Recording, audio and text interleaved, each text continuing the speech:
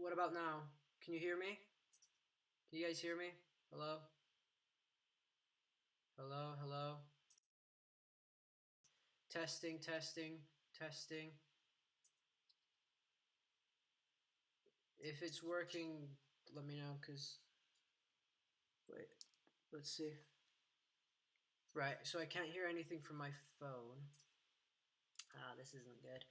This is not good. This is not good. Okay, let's try the other one. What about now? Can you hear me? Can you... Okay, yeah, it's working. It's working. Okay, let me try to play something on my computer and see if it actually records that as well. Can you guys hear that?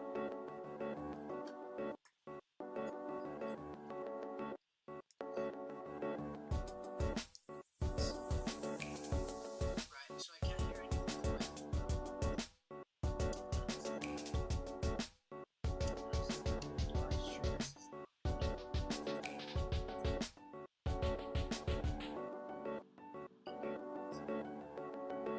Okay, yeah, it's working. It's working. Okay, let me try. My mic is very quiet. On my phone is working fine. I'm using the Rode. Okay, also the audio on the top is working. Okay, that's perfect. It's all working, hopefully. If there's any problems throughout the stream, let me know, because... Let me lower the volume on my phone, because I'm using my phone to see if the stream is actually working. So, can you guys actually hear me? If the microphone isn't loud enough, it should be loud now. Can you guys hear me? Testing 1 2 3. The problem with my phone is that the stream is not synchronized.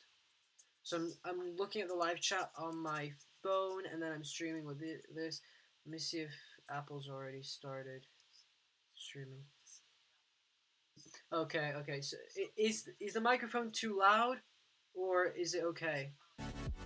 Also, is the I can't change the volume on this. Oh wait, yes I can. I just lied.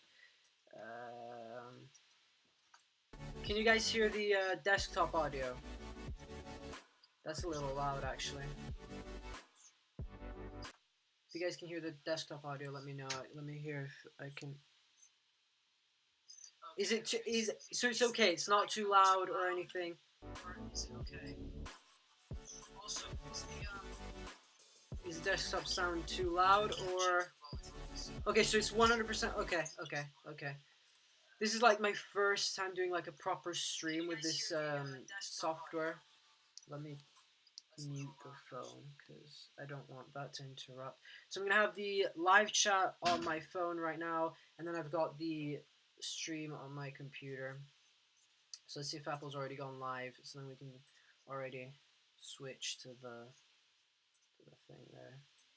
For some reason, it says there's it's bad streaming on my computer. I don't know why. Don't ask me why. Okay.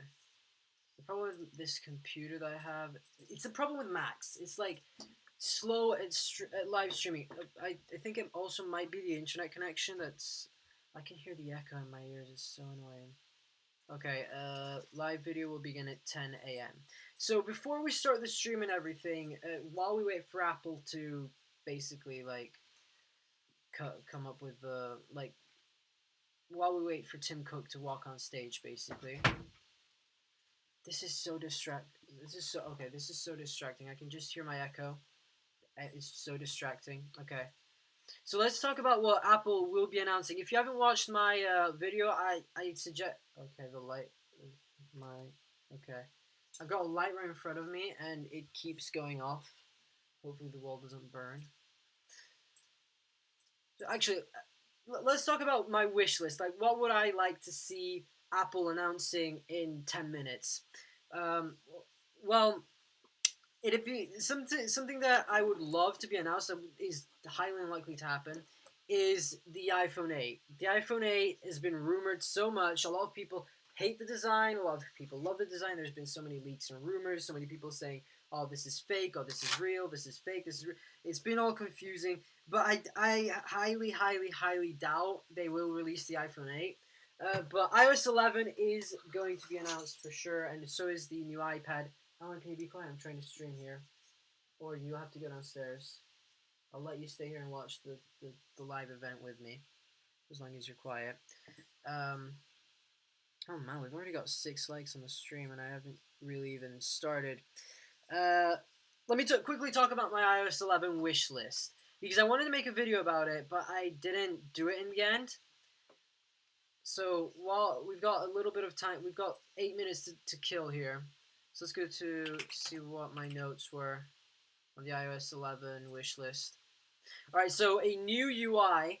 This has to happen because we've had the same user interface since iOS 7 pretty much. It's been tweaked a little bit and stuff, but it doesn't feel like iOS is boring now. That's the reason why many people jailbreak. It's boring. So I think a new UI is long overdue. Also, dark mode, which was meant to be arriving in iOS 9, hopefully dark mode will make it to iOS 11. That'd be a sick feature. There already have been a few hidden like a few apps on my iPhone. For example, Maps. I realized the other day during the daytime it's a light mode, and then in the dark, like in the nighttime, the user interface is black. I think I might have to close the window here because the curtain's moving too much. But I'd love a dark mode. I would absolutely love it, especially with the iPhone 8 that comes out. That will have the OLED display. It's gonna look so good because basically, also it'll be a big boost in battery life because the pixels can be turned off, and basically all the dark bits on the display that have nothing on it will basically that bit of the display will those bits of the display will be turned off, so that will actually use a lot less battery life than your standard iPhone screen, the LCD. So that's why I think they will add dark mode, so then it will improve battery life on the iPhone 8. What is the best mic to make music? I'm making my music and I need a mic. Go with Rode. This Rode microphone, I don't know what it's called. It's a podcast microphone. You just have to write in Rode podcast microphone. It costs like £150, but it is it is worth it. I use this for a lot of my videos as well. Like a lot of the voiceovers you see on the channel are made with this microphone. All the live streams are made with this microphone unless I'm using my phone. It is the best microphone I have ever used. Better than the shotgun microphone here. That's because this is for music. This is for music and podcasts and stuff. So I highly recommend it. Very, very, very good microphone. Very worth the price.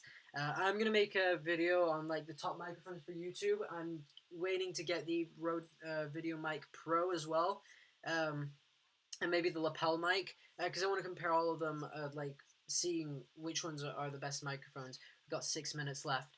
So something that I really, really, really want iOS 11 to have is better, smarter Siri. Siri's so dumb and stupid right now. Like you ask it something, you say, for example, who is Steve Jobs? It'll tell you, and then you say, how old is he? She might tell you, and then after it can't keep a conversation basically. Something that I really love about the Google Assistant, the reason why I've basically replaced Siri with my Google Assistant is, thank you Siri for activating. I really wanted to talk to you. I really did. Okay, hopefully it's not going to open. Yeah, the microphone is about 100, and I'll actually quickly check, because I could be wrong. Rode podcast.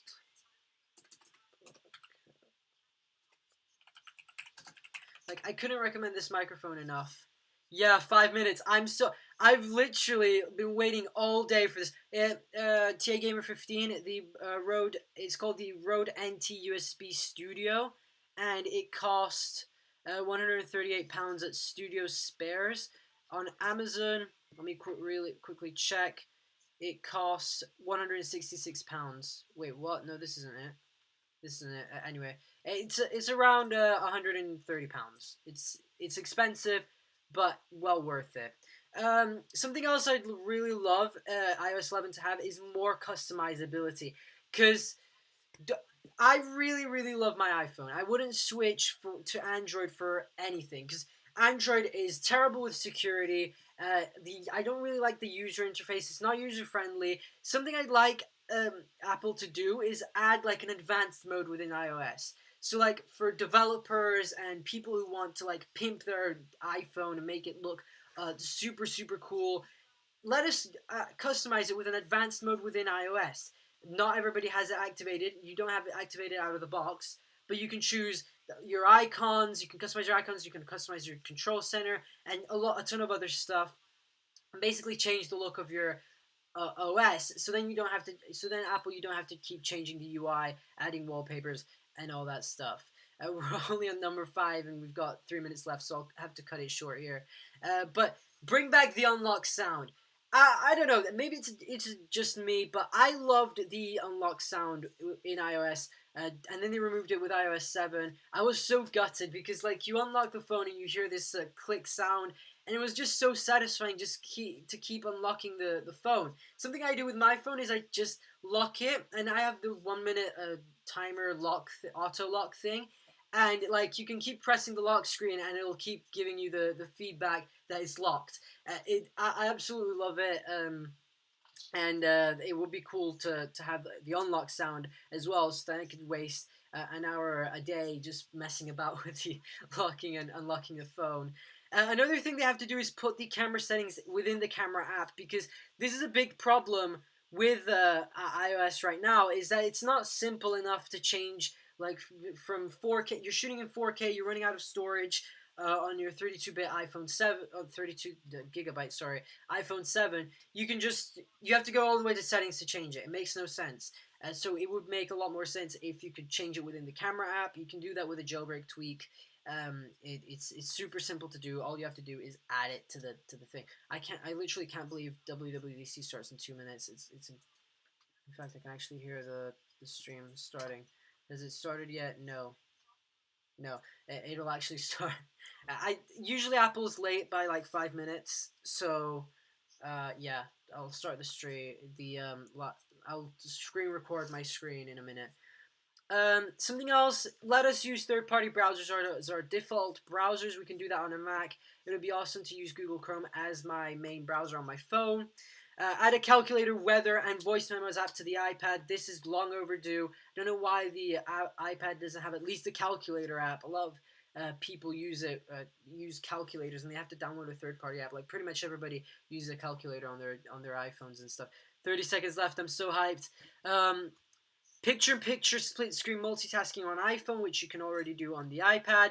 That is a must, especially on the bigger phones. It would be super useful. Group FaceTime. You can do this with Facebook Messenger and Skype and stuff. Sleep mode, basically turn your phone off. It turns all of your phone features off, apart from the alarm. That would be awesome, because there's been problems with radiation and stuff. Sleep mode. So yeah, basically that and more emojis. It's 6 p.m. now, UK time.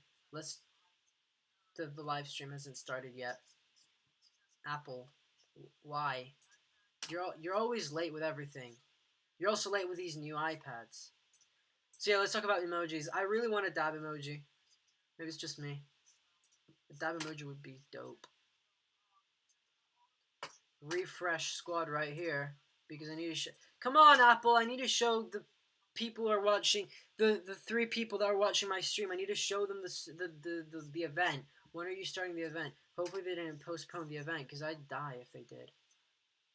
Maybe if I... Oh, they're showing it on the actual live page. Live video will begin at 10 a.m. PDT. It already is 10 a.m. PDT, Apple. You're a bit late. Let me see on YouTube if there's anybody on YouTube that's already streaming the event. Because it's probably my internet connection. Because my internet connection is absolute trash. And I'm supposed to have the fastest internet in the area. But we don't. They say, oh, it's super fast fiber optic. So many live recommendations right now here. CNET's live now. I'm live now. Apple event live now. Ikegen live now. Talos of Tech. He's one of my favorite YouTubers. I've started watching him for a few weeks now. Come on, Apple. What are you waiting for? Maybe they had a quick malfunction with the new iPad. They're like, oh no, we can't announce this new iPad. We need to wait. Yeah, like I haven't seen the movie, but there's the Steve Jobs movie, and I saw the trailer, and basically they had like a last minute problem at an event with the computer, the new Mac that Steve Jobs was announcing wouldn't say hello, so he was like, oh no, we've got a few minutes left, we've got to do this, we have to postpone the thing, and people are saying like, and like the employees are saying, no, we can't postpone this, people have been waiting so long. Like we've been waiting for the iPhone 8. Like hopefully the iPhone 8 is going to be incredible. A lot of people want a headphone jack. No, don't count on it. Honestly, I agree with Apple why they removed the headphone jack. It is an old port. Why do we need old ports on new phones? It's just a waste of space. It's just a waste of space. Seriously. Oh, come on, Apple. You're already 2 minutes late. Actually, I'm gonna stream the screen recording. Is the screen recording actually working right now? Is it working right now?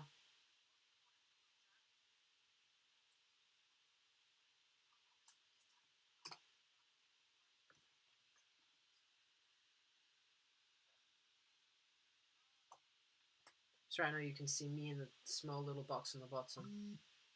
Somebody just Snapchatted me. Oh, by the way, I will be replying to Snapchats if I can. Okay. Is it? Yeah. Okay. Audio's working. Everything's golden. We're golden. We're golden. Okay. Now all we have to do is wait for Apple to start streaming. This random person on Snapchat just sent me a random link. I'm not gonna open it. I don't open random links. Oh, sorry, Mars Bar. Sorry, Morgs. I can't. Oh, Morgs isn't even uploaded. Few YouTubers that I watch are uploaded like 4 minutes ago. But Apple event is more important right now. New iPads. I can always watch my YouTubers. Why does it show me ads on my own videos? I don't get it. It's my video. You're not allowed. Apple, please. I'm anxious right now. Why aren't you starting the stream? Apple is always late. They're never punctual with anything. It's probably the iPhone 8. They've got another delay with the iPhone 8. Why is my mouse actually flickering? I got this super cool gaming mouse. I've got a video definitely coming soon on this. It's an LED gaming mouse. I paid it like £5. It was a bargain. It's absolutely awesome. I'm using it with my Mac right now. It's just the best mouse. Like the best cheap mouse. And the LED's flickering for some reason. I think the battery's running out. It probably is, to be honest. Also, I've got a review on my mechanical keyboard coming. My Logitech mechanical keyboard. Yeah, you know, while I'm here waiting for Apple to start the stream, I'm gonna make the most of it and tell you guys some upcoming videos that I've got. I'm also I'm considering this. Hey, what do you know? My cold's pretty much gone already. If you didn't follow me on Twitter, I told you guys that I might have not been able to stream today because I had a cold, and it was getting out of hand yesterday. But I'm fine now. Oh, come on, Apple, start the stream already. Even if you show us just the Apple logo, just please change this page. This is getting boring. By the way, guys, who liked the thumbnail that I made for the stream? I honestly, I think it was pretty cool. Tim Cook's probably, maybe he forgot something at home. I don't know. Maybe he forgot his iPhone 8. He probably wanted to show off the iPhone 8 at the event. Be like, I have a secret iPhone 8 here. There was a leak a few weeks ago of the iPhone case, of the case that they use to like test phones to hide how they look like. It's a beast of a case, like so cool. Oh, I almost thought it that I almost thought there I was like, come on, Apple.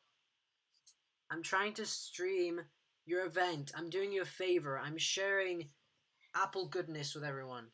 How tasty the apples are. The streaming it in on live. It's not. It's not live. I'm trying with the screen recording. Let me try apple.com again. Close Safari. Good idea. No, there is no iPhone 8 around. Don't worry. That's not an iPhone 8. I told you can stay here and watch the stream with me as long as you don't interrupt and do... No, it's still not working. And I'm using one of the latest Macs, and... Oh, come on. I definitely... Hopefully Apple does announce this new iMac... No, not iMac, sorry. MacBook Pro. They're supposed to be announcing.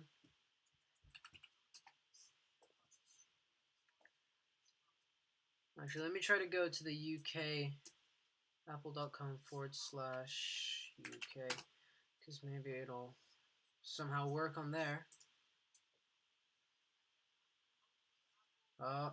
Why is it showing me the iPhone? Guys, did I click on the iPhone 7 ad? No, I didn't. Also, this is taking forever.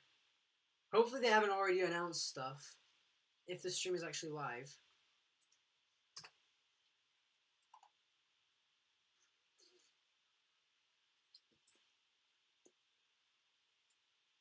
Please.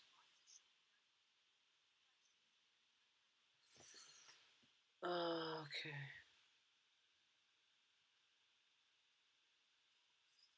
Wait, I think Apple actually streams live on YouTube as well. I'm not sure. I think they do. Because it is... Okay, I'm not having any of this. You're going for the YouTube stream. Hey, look who's that. Apple. No, not actual Apple. Oh no. Hopefully I haven't our Apple event. Here it is.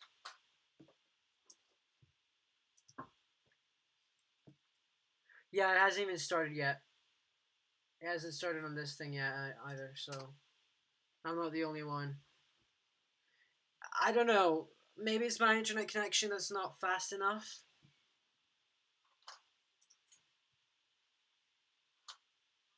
So, guys, while we wait, what are you looking forward to the most in this WWDC? For me, probably the Siri speaker. That's exciting, and iOS 11. Pretty much everything. I'm an Apple sheep. Come on. Hello. This is actually so bad. Come on. I'm literally sweating.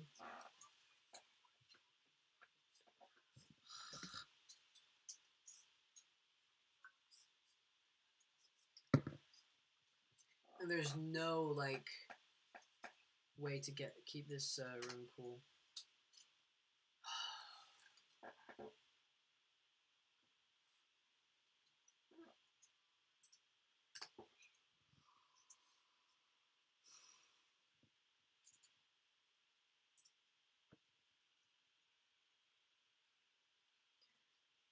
So, is the stream actually Apple? Are you actually going to live stream this thing or what? For some reason, it wasn't showing me the dock for a second.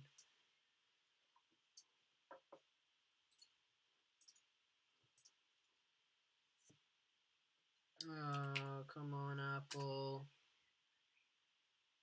I could have, if I knew you were going to be 10 minutes late, I could have talked. Actually, let's talk with Siri. Siri's rubbish. At least for now. Hopefully they fix Siri. Right, so while I wait, I'm going to tell everyone on Instagram to come and join the stream about because nobody's posted anything saying, oh, it's live. The event is now live.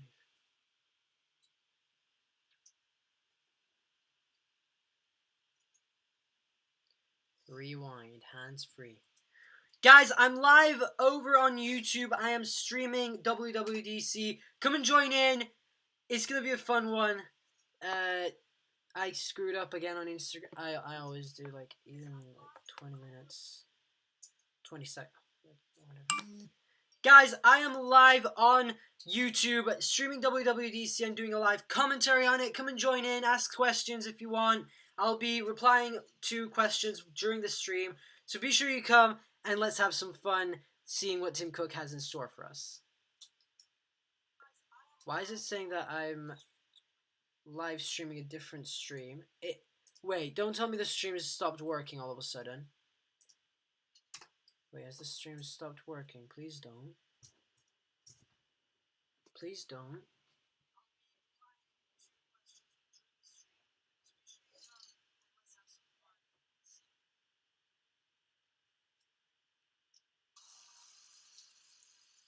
Oh, they've actually started already.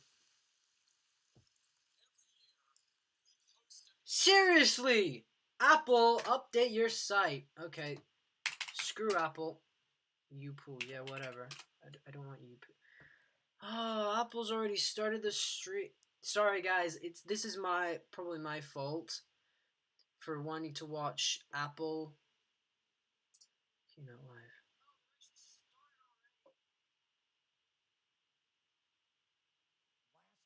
Okay, we good?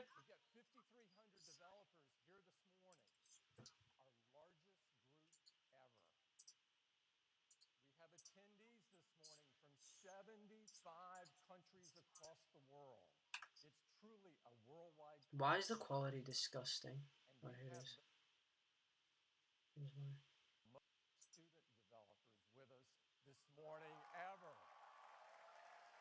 Okay, I can barely hear anything. I don't know if you guys can hear that much, but okay. It's working.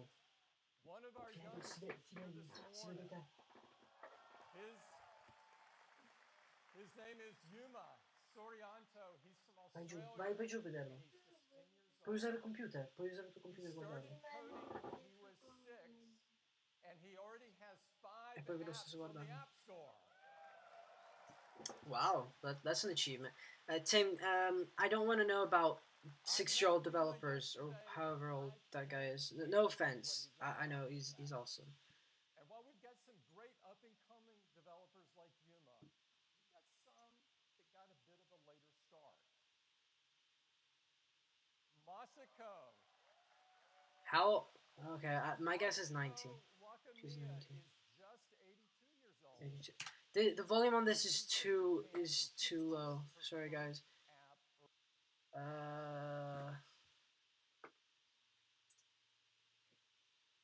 Wait, hopefully CNET isn't doing a commentary on it. Yeah, they are.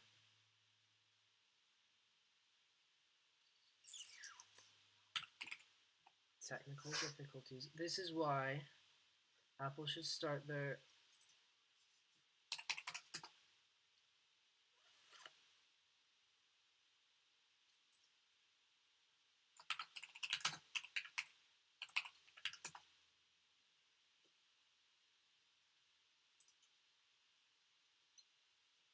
change the world.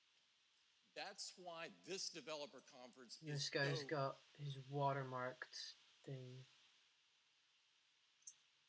Ah, come on.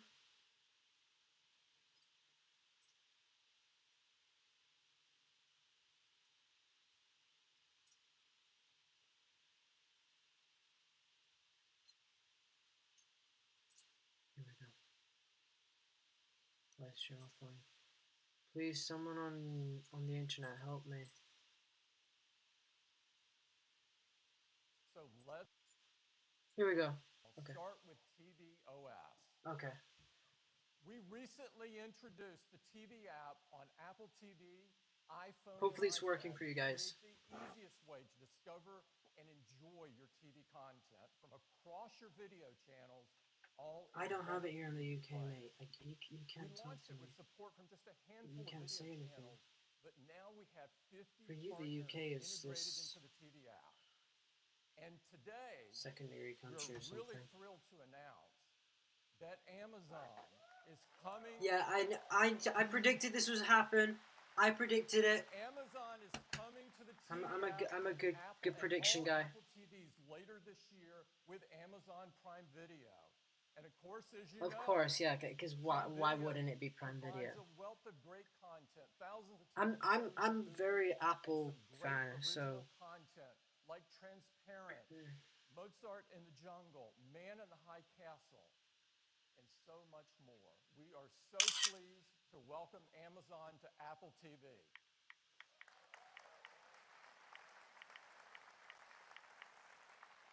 So that's tvOS. You'll be hearing a lot more about tvOS later this year. So that's it. There's no tvOS. Let's talk about Apple Watch. They're going to update the Apple Watch 3? Come on. Apple Watch has had incredible growth this past year. In fact, it's the #1 selling smartwatch. This has not been rumored to happen, but Apple Watch 3, please. Please, Tim. It's #1 in customer satisfaction, again, by far. Apple Watch is designed to help you live a healthier life, and people I so want one. I literally want one. Fitness capabilities, the health capabilities, the quick access Yo, Tim, to information. hit me up with some Apple Watches. You're talking about them as if they're. We've got some exciting diamond updates to the watchOS, and to take you through them, I'd like to invite Kevin Lynch up. Kevin? There's no tvOS 11 coming. Thank you, Tim. So watchOS is moving forward really quickly, and I'm very excited to introduce watchOS 4 today. This furthers. Okay, so no tvOS 11. New ways to make the watch more personal. watchOS 4. There is watchOS 4. Now, Apple Watch is great for customizing information. Many people are using a watch face like this today. Now, you need to choose what information shows up. I think they're announcing the iPads and the Siri speaker today. Workouts, or maybe you'd like to look at the date and reminders and sunset. The information that you'd like to see actually varies based on time and your location and your routine.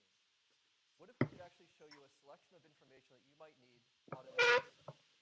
Well, Siri is becoming more and more a proactive assistant, knowing what information you need when you need it.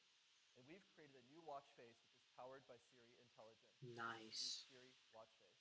Please change Siri how it works and everything, and then I'll be You can also happier. access Siri just by tapping on the new complication on the top left. And it automatically displays this information with the same type of intelligence we've applied on iOS. We're using machine learning to adapt automatically based on your routines and the apps that you use when you use them. So in the morning, I might see, for example, commute time and my first meeting. And if I rotate the crown, I can see more information from Siri. For example, reminders or even photo memories from this same time last year or maybe from this location. And throughout the Can day, you guys whenever you look for me, raise your please? wrist, the face will dynamically update with information for you. Oh, that's So cool. for example, at noon, I might see a reminder to make a call, and I might That's get a smart. pass to a flight that I'm taking that afternoon. So relevant passes in Wallet can appear here right in the face, including from third-party apps. Now, at the end of the day, I might see what time the sun's going to set, and also I can get access to controls I tend to use in the Home app at night. So this is an intelligent, proactive assistant right on your wrist, and this is the new Siri face on Apple Watch. Cool. Are you going to expand it to developers? Now, sometimes you might like kind of less information and more graphics, and that's the soul of the new kaleidoscope face. It displays a beautiful, symmetrical pattern that slowly changes Interesting. throughout the day. And you can rotate the crown, and you can get this kind of trippy effect whenever you want. And there's multiple styles you can choose from. So for example, if you use a photo like this, you can create a variety of kaleidoscope styles. This Oh, is the new kaleidoscope that's face. cool.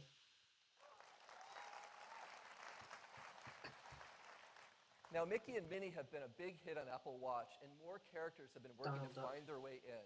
And I'm really excited to welcome Woody, Oh, Jesse, and Buzz. I'm definitely going to have Buzz Lightyear on mine. They're going to be right at home inside the watch, and they're so much fun. And whenever you raise your watch with the Toy Story face, you're going to see a variety of vignettes, kind of like this. That's so cool. That's so A lot of cool. hijinks going on in there. So these are three really lively new faces in watchOS: Siri face, Kaleidoscope, and Toy Story. Anything else? Now let's talk about activity. Apple Watch has already been helping many people improve their health and fitness, and activity is one of the most frequently used apps on the watch. In watchOS 4, activity notifications are more personalized to you to help you close your rings more often. So you might start off each day with some inspiration by receiving an update like this. This lets you know if you're close to accomplishing an achievement or what you can do to match yesterday's goals. And these are all personalized to you. And as part of this smarter coaching, we're also introducing monthly challenges. And these challenges are designed to help you either beat or repeat something that you accomplished or came close to doing, and they're all achievable because they're based on your real history. And like every great coach, we want to celebrate your success. So we've added a little bit more fun when you close your rings or earn an achievement. Wow. So you get smaller celebrations for everyday successes and bigger celebrations for harder to reach milestones. Now we've also enhanced the workout app to be easier to use and more powerful.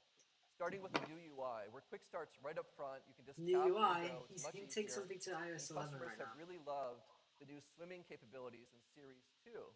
And we're now enhancing the pool swim workout with auto sets.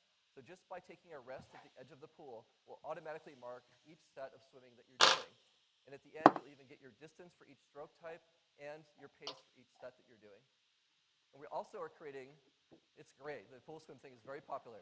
We've also created some custom motion and heart rate algorithms for a new workout type called high-intensity interval training. Now, this is one of the most popular workouts in the world, so we know it's going to be a favorite for a lot of you when you start using it. Now, if you like to do more than one workout in a row, it's now super easy to just swipe over during a current workout and then add another one by pressing the plus button. You just press plus, and I can continue with another workout. For example, I might do some outdoor cycling here. I just tap, and I continue. Super easy now to do multiple workouts in a single session. Smart. Now, many people are doing the workouts indoors at a gym. And when you use gym equipment, it has data the Apple Watch doesn't have, and the watch has data the gym equipment doesn't have. So you end up with numbers like calories and distance that don't quite match. So in watchOS 4, we've come up with a great solution to this. We're enabling, for the first time, two-way data exchange in real time with gym equipment. So you'll be able to simply tap your Apple Watch on an NFC reader on the gym equipment. Your watch will automatically launch the workout app, and you can connect. And then your heart rate is read by the watch and sent to the equipment, and data like incline and speed is sent from the equipment to your watch. And when you start and stop the workout in your gym machine, it does the same thing on your watch. So now all the information matches, it's much easier, and it's a lot more accurate. Now, this is being supported by the largest gym manufacturers in the world, who provide about 80% of equipment in gyms today. And Apple Watch-enabled equipment will be rolling out starting this fall. Sweet. Not that I use gym Now equipment. let's talk about music.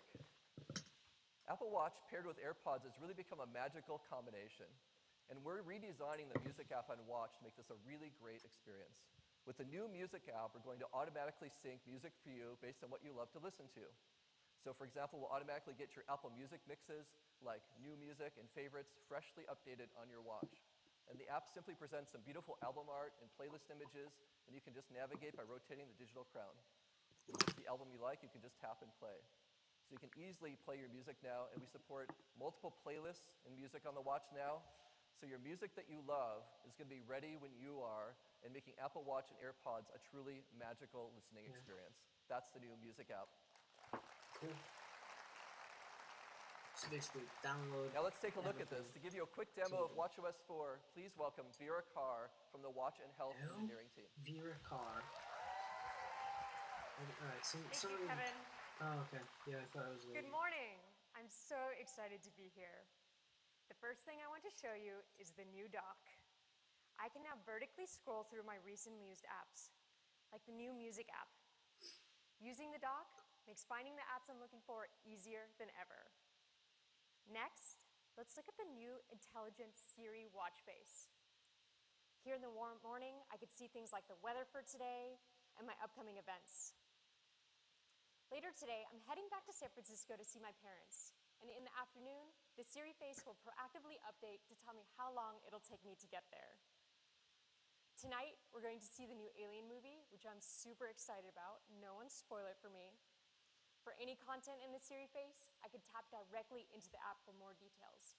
Here, for example, How the did Siri it face connect has my the tickets, things so via tonight I AirPlay? can just raise It's my not connected wrist, via and AirPlay. with one tap, they'll be ready.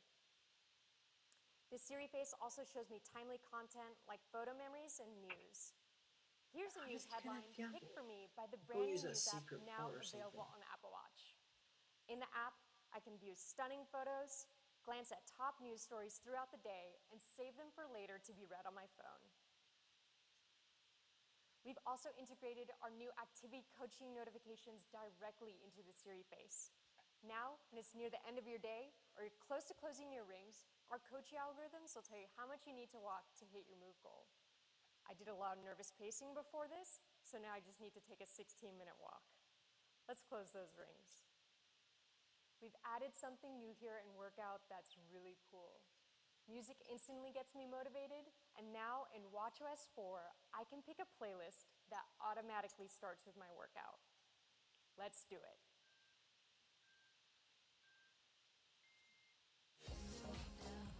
That is cool. I don't have an Apple Watch yet, but these And new when I'm in a features workout, are awesome. I can quickly swipe to the left and control my music right here.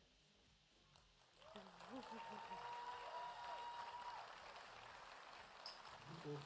These are only a few of the new features in watchOS 4. I can't wait for you to try it out. Back to Kevin to tell you more.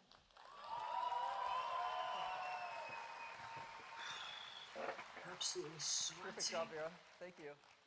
There's a lot more coming in watchOS 4, including, for example, a new flashlight in the control center, which you can also use as a blinking safety light when you're doing an evening run. There's a lot This was more actually happening rumored here. to happen in Now, watchOS. we of course have a number of updates that enable great apps by developers in watchOS, including more support for apps running in the background, faster app responsiveness, and some new UI capabilities. And we're also now supporting native core Bluetooth on the watch, which is going to enable experiences for apps that work with small devices around you. So for example, continuous glucose monitoring directly from Dexcom sensor to your watch. Or Oh. Zap Tennis, which connects to a sensor on your racket for real-time swing analysis when you're playing. Or Zensor, which That's good for connects your watch to your diabetics with surfboard, glucose. so you can actually see the height of the waves you're doing There's and actually- how many calories you're burning while you're That's still in then the water. how they. So lots of new possibilities here for watchOS. Developer preview is available today, so you can get going. And there's If a I had free an Apple upgrade Watch, for I everyone would- across all I watches would this fall. get it. And that's just some of what's coming in watchOS 4. Oh, so People there's can no tune public back to the beta. stage. Oh Thank yeah, you. right. There is no public beta for watchOS. Thanks, Kevin. watchOS 4 is a great update. Now, let's talk about a iOS. product that in many ways is the heart and soul of Apple. Siri. And of course, I'm talking about the Mac. Oh. Not macOS, he's talking about Mac. He's updating There's never something. been a computer quite like the Mac. I love mine. The Mac is so I love it. important in fueling the world's passion and creativity. It's a computer all of us Is love anybody to actually watching use, this stream? Because and no one I can don't want to match check your the Mac's deep integration If you're watching the stream, of let me know. hardware and software. Live chat. And of course, at the heart of the Mac experience is macOS. And to tell you about what's next with macOS, please welcome Craig Federighi. Craig? Oh, you're gonna announce some stuff, are you, Craig? Thank you. iMac. Hey, good morning. Well, let's talk about macOS. Oh. Now, our current release of macOS, of course, is macOS Sierra. Now, Sierra brought Siri and Apple Pay to the Mac, let you put your documents and your desktop in the cloud, and even let you unlock your Mac automatically using the watch. Yeah, that's a on cool your wrist. feature. Now, people are loving Sierra, and we love it too. So we wanted to spend this year Fix perfecting it. QuickTime Pro though. Of course, the question is, what do we call it? So we enlisted once again our crack marketing team. They were giddy to hop in their minibus and this time venture east, deep into the Sierras, but this time ascending its highest peaks. And when they finally came back, they had a name they said felt really, really good, and it's my privilege to announce for you today, macOS High Sierra. Cool name. Now, we talked to the guys and we said this might be misconstrued, but they assured us this name is fully baked. So, now, High Sierra is all about deep technologies that provide a powerful platform for future innovations on the Mac. But we couldn't help ourselves. We also added some refinements, and it starts with Safari. Now, Safari is known for its efficiency and its legendary battery life. I use Google Chrome. Safari is also incredibly fast. In fact, we benchmarked Safari on the same hardware running macOS and Windows with all the popular browsers, and Safari smokes them in benchmark after benchmark. Jetstream, Speedometer, MotionMark, Safari tops them all. Use add-ons. That's right, Safari is the world's fastest desktop browser with High Sierra. And Safari's domination continues with the new modern version of JavaScript, ECMAScript 5, where you can see Safari delivers 80% faster performance than Chrome. Now, in addition to being tremendously fast, Safari also helps give you a serene browsing experience. Now, you know, sometimes you go to read an article, and instead of finding something to read, you get this. Loud audio and video that auto-plays and disrupts your whole reading vibe. Well, now, don't worry about it because we have autoplay blocking in Safari. Okay, that's the reason to use Safari then. That's cool. Safari detects the sites that shouldn't be playing video and puts you in control. You can always push play. Now, Safari is also key in respecting your privacy. Now, have you ever had this experience where you go to buy something on the web, you even complete the purchase, and then it seems like everywhere you go on the web, it just follows you around. It kind of feels like you're being tracked. And that's because you are. No longer, because Safari has intelligent tracking prevention. Okay. So then all you need is an ad block and you're fine. Safari uses machine learning to identify trackers, segregate the cross-site scripting data, put it away, so now your privacy, your browsing history is your own. It's not about blocking ads the way it always did, Safari now. but your privacy is protected. Next, I want to talk about some refinements to Mail, and it starts with search. I love Mail. So in addition to providing searches based on recency, search in Mail is now using Spotlight to identify your top hits. So the message you're looking for is almost always right there at the top. And if you're into using Mail in full screen, well, now we support split view for your Compose window. It's a great way to compose Mail. Yeah. Yes, and then you can have a Safari page and the And Compose Mail's Mail more page. efficient than ever. It actually uses 35% less disk space for storing your mail. Okay, that's Now, fantastic, probably our because biggest my area of computer refinement is in High terrible Sierra with is in storage. Photos. Now, yeah, Photos has some great new organization and editing tools. There's a persistent sidebar and a new view that has all your imports in chronological order. And in any view up here in the upper Wasn't right, that already you there can before, filter though? by your keywords, by your favorites, by just media types like video. So it's really easy to get to just what you're looking for. We've also improved faces. It recognizes far more faces automatically using advanced convolutional neural networks. And when you put Guess effort their into names. categorizing and naming people, well, that's now synchronized automatically across all your devices. Yeah, because that was a problem with me. I tried saying who this person was, who Now, that we person also was, have some and great it was a enhancements mess on to all my editing devices. inside of It Photos. was, You can see here on the right-hand side, all of your basically editing turning tools are photos arranged. There are a into bunch of great Photoshop new now. ones, including curves, which allows you to fine-tune the color and contrast in your image, and selective color, which lets you modify color in a selective range. That's cool. And I think you're going to like this one, because if you like to do edits in a pro tool like Pixelmator or Photoshop, well, now when you punch out to that other editing tool, all of your edits automatically synchronize right back to your photo library. Awesome. I don't have Photoshop though, Now, because I don't Apple really have a use for pioneered it. printed books based on projects you construct right inside of the photo application. And now we're opening this up to third parties. They're going to offer some amazing new printing services. Why are you copying Full-frame, Google? wall-mounted It was photos, Google who copied and Apple, even not publishing Apple websites, copying all Google. based on projects right inside of Photos. Alright. So those are some quick refinements, but I want to return to the main story now, and that's technology, because we've gone deep on the fundamentals: data, video, and graphics. And when it comes to data, the fundamentals are in the file system. Now, the Mac file system has its roots, actually, HFS, from 30 years ago. Well, a lot has changed since then. We have a lot of flash drives. Our storage is 1 billion times larger, and it's time for a more modern file system. So I'm pleased to announce that we're bringing the Apple file system to macOS as our new default. Cool. Now, APFS is a thoroughly modern file system, 64-bit top to bottom. It's safe and secure with built-in I think I might crash actually download protection the developer and preview native and make a video on encryption. it. And it's Go ahead and drop the ultra-responsive thumbs with up on modern the features like stream. instant Actually, let me know in file the and live chat directory if you want me cloning to make a and dedicated video on high-performance macOS Sierra, parallelized metadata the new operation. version. Now, what does that So I really can mean get in the practice? developer Well, preview. let's take a look I can also at show a you guys how simple to get the file developer duplication preview inside for free. of Sierra. So we're Well, going to go to the File without getting menu, a developer select fee. Duplicate on these very large video files, and it's going to copy. And just like you'd expect, there's a lot of data to be copied here, so it takes a little while. Just about done. There we go. Now let's watch that in High Sierra. Well, we're going to go up to the File menu, we're going to sub-duplicate, and we're done.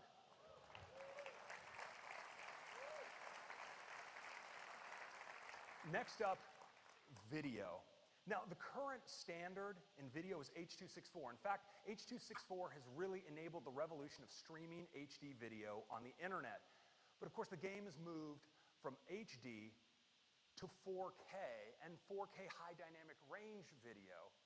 And there's a new standard to support this. It's H.265 or HEVC. And you want your video to look great, preserve all the detail and color, and HEVC does it while saving up to 40% better compression than H.264.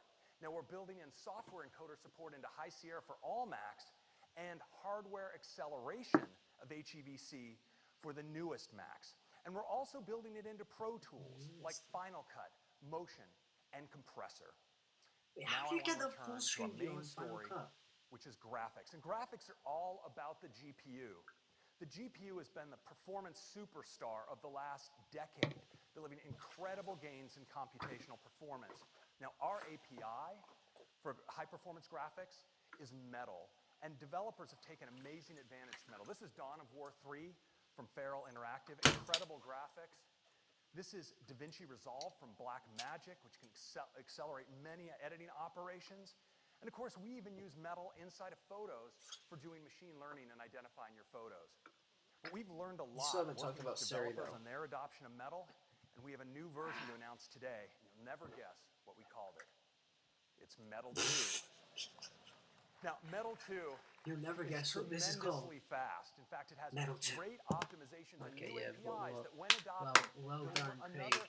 10 Yay. times improvement in draw call throughput. Now, some of you remember when Metal first came out, it itself had a 10 times improvement over OpenGL. You can What is multiply Metal? those numbers together. That's 100 times improvement. What is Metal? Now, we've also provided better debugging and performance analysis tools for you to optimize your app for Metal. And we're so excited about the advances in Metal 2 that we've taken the Mac Windows server and put it on top of Metal, accelerating things like mission control, and some of our most challenging system animations are now buttery smooth all the time. Now, Metal is not just about graphics. We're also using it for machine learning. Can now accelerate, yes, we have Metal performance shaders that accelerate all kinds of deep learning algorithms. Now, another piece of Metal news today is Metal for external graphics. So, you know our MacBooks have this tremendous balance of portability and power. But sometimes, I don't think for they're some going to say workflows, that you they've need even updated more the power. You want to take MacBook advantage Pro. of the incredible Thunderbolt I/O on your MacBook Pros to access external graphics. So we're going to be making this possible in Metal 2. Now we're starting with the developer kit that'll be available today. You can actually order a Thunderbolt 3 enclosure with a high-performance AMD GPU and tune your apps for high-performance external graphics. And then we'll be rolling That's a out nice support wallpaper, to all to be of our honest. customers in the months to Hi, come. Sarah. Now, with this graphics power, we're really doubling down on our focus on pro content creation. And that's increasingly about VR content creation. And so we're bringing Metal for VR to High Sierra. Wait. Does that mean you can use VR on a Mac? Now, Metal is delivering a VR-optimized display pipeline that provides extremely high performance. And we're optimizing our pro apps like Final Cut for doing things like editing spherical video right inside the VR environment. We're also working with Valve. They're bringing the Steam VR SDK to the Mac. And we've worked with Unity and Unreal to bring their engines for VR to the Mac. Hey, this is something to get excited. I can get an Oculus Rift now. It's really cool, and you might just be seeing a little bit more from us later today on this topic. So that's a quick look at macOS. Some great technologies with the Apple file system, HEVC video, and I'm gonna incredible get an graphics. Oculus Rift. With Metal Like, 2, support for now, external hopefully graphics, my computer will be able to VR run it. support on the Mac, and of course, a bunch of Sick. fantastic refinements. Now, macOS High Sierra is available for all of you today as a developer beta, and if you sign up at beta.apple.com, we'll also have a public beta available later this month. And of course, it's shipping to everyone as a free upgrade this fall on all systems that support Sierra. Now, that's your update on macOS High Sierra, and I'm going to turn it over to our Vice President of Hardware Engineering, John Turnus, to tell you more about the Mac. Thank you. So, are you going to update the MacBooks? And look at the iMac. Thank you, Craig. So we have some great updates to talk about today that span much of the Mac product line. And let's begin with the iMac. iMac. Now, the iMac has been the gold standard of They're desktop updating the for iMac. many years. I but knew we're it. gonna raise the Somehow I bar knew it. once again. And as always on the iMac, it starts with the display. Because the 4K and 5K Retina iMac displays, with their high resolution, excellent brightness, and P3 color gamut, are the best displays on any desktop. But we're going to make them even better.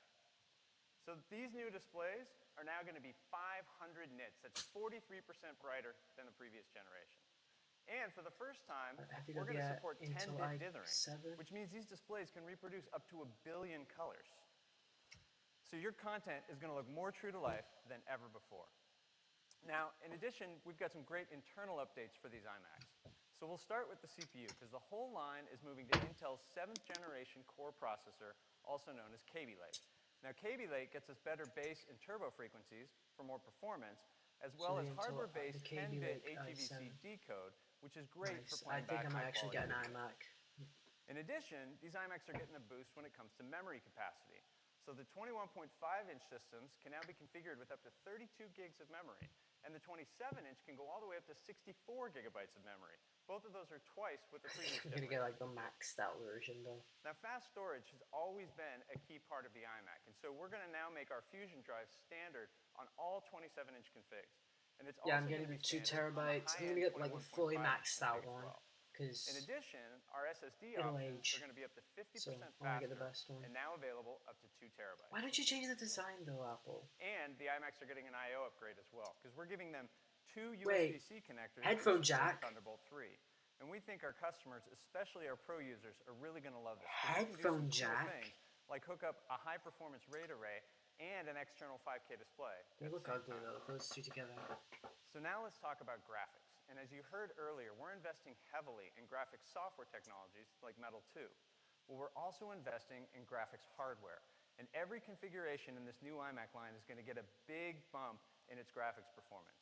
Good. So we'll start with the entry-level iMac. Now this system gets a boost in its integrated GPU by way of Intel's Iris Plus graphics, which now has 64 megabytes of EDRAM. So wait, do And all the of these performance that we're models getting have out of the this is Intel pretty amazing, i7, 'cause this or is system it just is the up to bigger 80% ones? faster in graphics I'm than just the previous asking generation. for you guys. I don't know. Maybe you don't care about the i7. Now Maybe next up you're okay is with the the i6. 21.5-inch iMac with Retina 4K display. I'm gonna And get the the big Retina news 5K here is that we're going display. to be moving to discrete graphics and making it standard on all 4K iMacs. And that's going to come, there you go, and that's going to come in this Radeon Pro Series GPUs with up to 4 gigabytes of VRAM.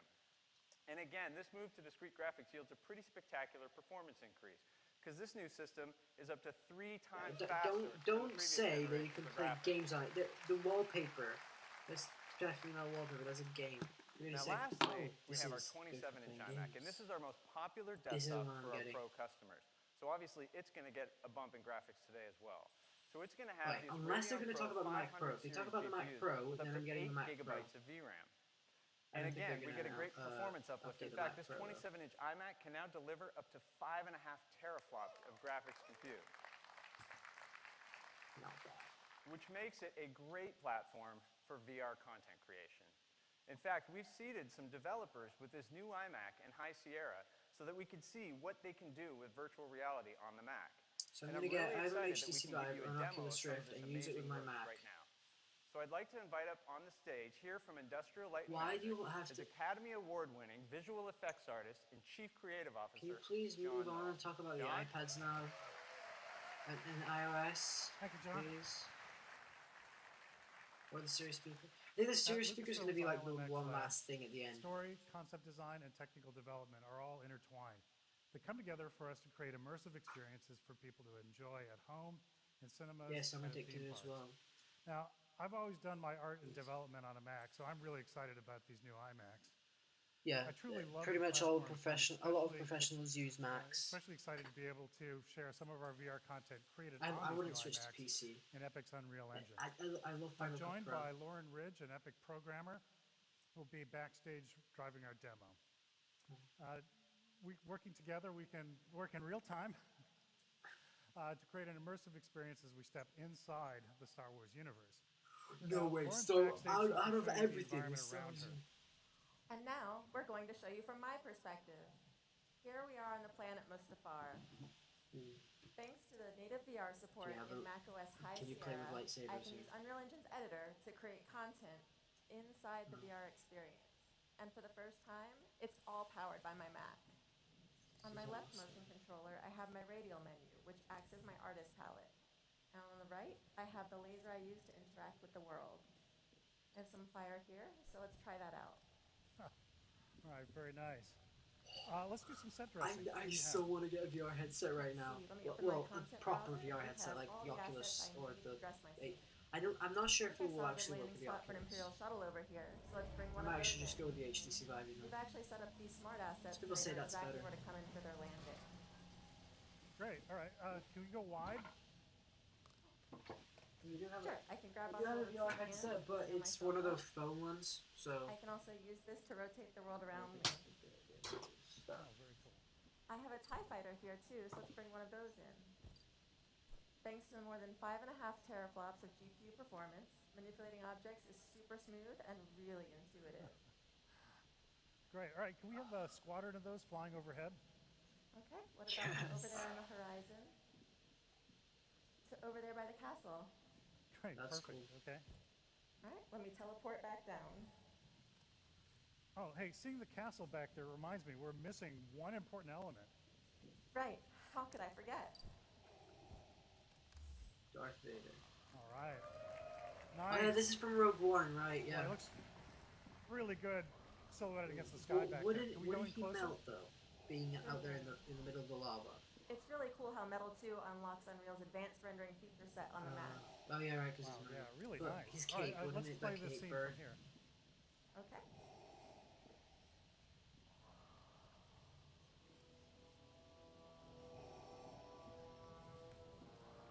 Oh, he's upset. That's the third one this week.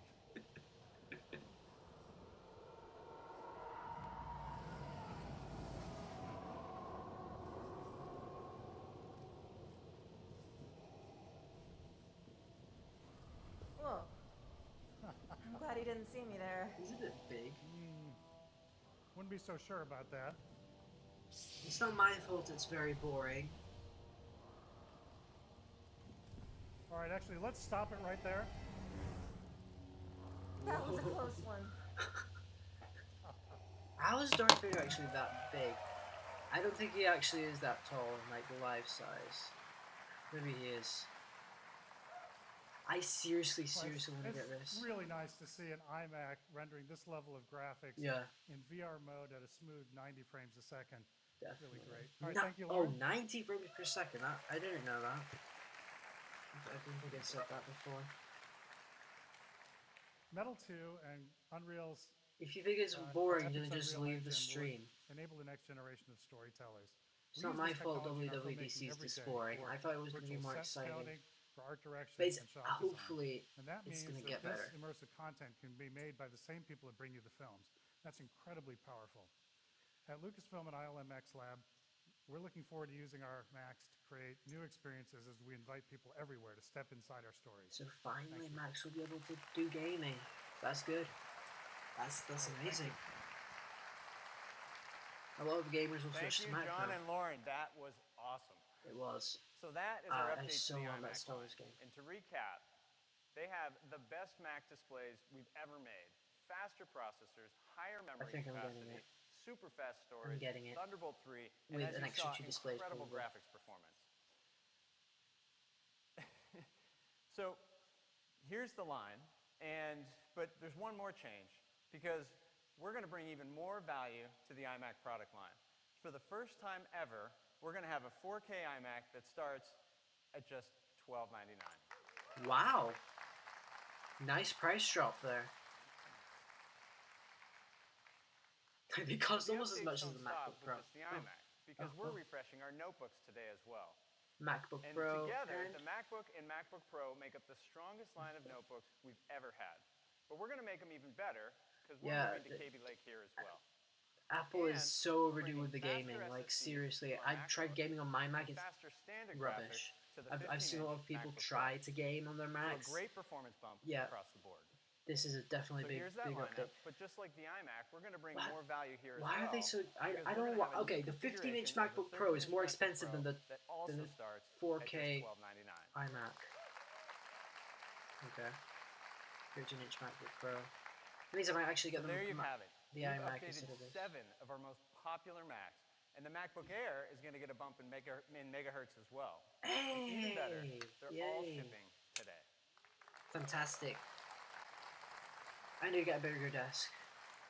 My Now, we care 27-inch deeply iMac. about the environment, and so as with all our Yeah, products, yeah. we've been working We really know hard to about ensure this. that Just these new cut to the Macs chase, are free of harmful please. chemicals, very energy efficient, and highly recyclable.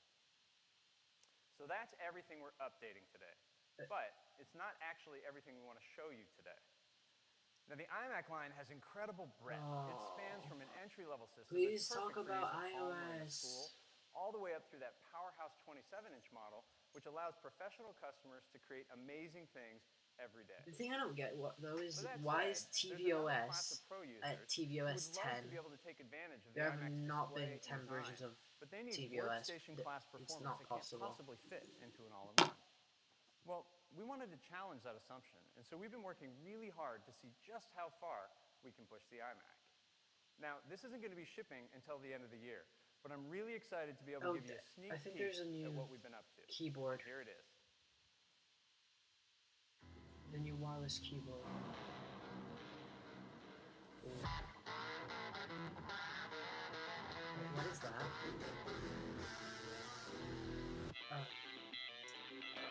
MKBHD is gonna be happy about this.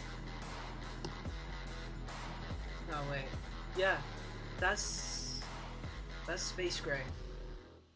It's not matte black, but they do have a matte black keyboard and mouse. So that is the new iMac Pro. Now the first thing you'll notice is iMac the same Pro. great design as our 27-inch iMac, but it's in this I'm getting seriously this one. badass space gray finish. Yeah. Yeah, definitely. And with that stunning new color and gorgeous 5K display, this is without a doubt the most beautiful iMac we've ever made. It is is. also going to be, I don't even know the what most features it has powerful yet. iMac I'm just we've gonna ever buy made. it. In fact, I want this. this will be the most powerful Mac we've ever made. Because I want it. we actually are going to put workstation class performance into an incredible 5K iMac design. Now to do that, the team had to completely rethink the thermal architecture. And they came up with this really efficient dual centrifugal fan solution which generates significantly more airflow than a traditional iMac. In fact, the iMac Pro has a greater than 80% increase in cooling capacity. So that means we can deliver unbelievable performance while still maintaining the quiet operation you'd expect from an iMac. So let's talk about what's iMacs are very inside, and I want quiet. to start with the CPU because we wanted to go really big here. Can you the actually hear iMac my Pro is gonna MacBook? It's ship like with an 8-core Xeon it's processor. hot and it's. Wait, But what? It's also going to ship with Oh, a okay. 10-core Xeon processor. Oh, okay. Wow, that's fast. I have no idea what that is, we've but gone this far. it's fast. Let's get really nutty. So we're going to offer it with up to 18 cores. Wait, what? Oh, I'm definitely getting the highest That is end a ton iMac of Pro. compute power. But we didn't want to stop I think there, 'cause we wanted to MKBHD go will really be big on doing graphics a as video well. on this. So the It's iMac not matte Pro black, is going to use but AMD's Radeon Vega it's graphics. close This is to their it. brand new workstation class graphics architecture. It features a completely new GPU core and high bandwidth on-package memory. It's going to be available with up to 16 gigabytes of VRAM and over 400 gigabytes per second of memory bandwidth. And we aren't going to use an entry-level configuration here because our implementation is going to offer up to 11 teraflops of single precision compute power. That's 3 times more than the best GPU in a Mac Pro. But it actually gets even better because this Radeon Vega GPU can also do half-precision compute. So that means the iMac Pro can deliver up to 22 teraflops of half-precision computation. This is a really big deal for things like machine learning. When are you going to talk about iOS? So the iMac Pro, Apple. as you can see, is going to be a monster when it comes to graphics. But we didn't want to stop there either. So we're going to let you configure it with up to 128 gigabytes of ECC memory. That's twice what you can do in a standard 27-inch iMac. And this is innovation. Up to 4 Finally, terabytes Apple. of 3 gigabyte per second SSD. 4 terabytes. Now, the iMac Pro is also going to have a full complement of high-performance I/O, including 4 Thunderbolt 3 SD ports, card slot. and for the first Headphone time ever jack. in any Mac, built-in 10 gigabit Ethernet. Why is the headphone jack on these devices? I thought Apple said we're moving on to And with that. all that cutting-edge Dude, I/O, this is gonna you be my can do some setup. pretty Well, amazing things. I'm Like gonna you get can 2 hook up displays. 2 5K displays, Yeah. and 2 high-performance RAID arrays. No iMac before could ever do that. Yeah, I'm You gonna get combine that with the 2 internal display, displays. That means I the think iMac for my Pro setup. can drive up to 44 million pixels. I think I might There's so actually much get the more ultra we don't have time to wides. get 2 into. ultra Things like wides. a 1080p FaceTime camera, a user-configurable 1080p VCMount FaceTime console, camera. That's not bad. 2 times wider AVX instructions, and even a UHS-2 SD card slot. Why does it say With all 42? these high-performance technologies and 4 our terabytes. incredible 5K display, this iMac Pro is going to be an awesome workstation for things like real-time 3D rendering, high frame rate immersive VR, Video editing, machine learning development, video and with editing, all those cores and all that memory, video super editing. fast code compiling. I'm drooling over this. Now, I'm speaking gonna of dream. workstations, I'm gonna dream about we this wanted to tonight. compare the starting configuration of the iMac Pro to what's on the market. And so if you were to go out and build a comparably spec system today, it would cost over $7,000. No, it wouldn't. Keep in mind, that's a system that doesn't have our best-in-class 5K display. doesn't have the iMac Pro's incredible How on all-in-one earth does design. it cost It obviously $7,000? doesn't beat It Mac OS. doesn't. Well, this is the starting configuration of the iMac Pro, and we're going to price it at just $49.99. That's expensive though. That's more expensive than the Mac Pro. And it's going to be available in December. Why so far? So that's a Oh, sneak peek I'm gonna get it at for the Christmas iMac then. Pro. It packs workstation class performance into our incredible 27-inch iMac Why don't we design have with the its touch gorgeous bar on 5K the display. keyboard And it though? is going to be the most powerful Mac we have ever made. So that is all No, the Mac news. please today. guys, do Now back not to Tim. start talking about they should have a touch screen, because I don't agree about touch Alright. screens on Macs. So many great things happening iOS. with the Mac. And John, I agree, that iMac Pro is really badass.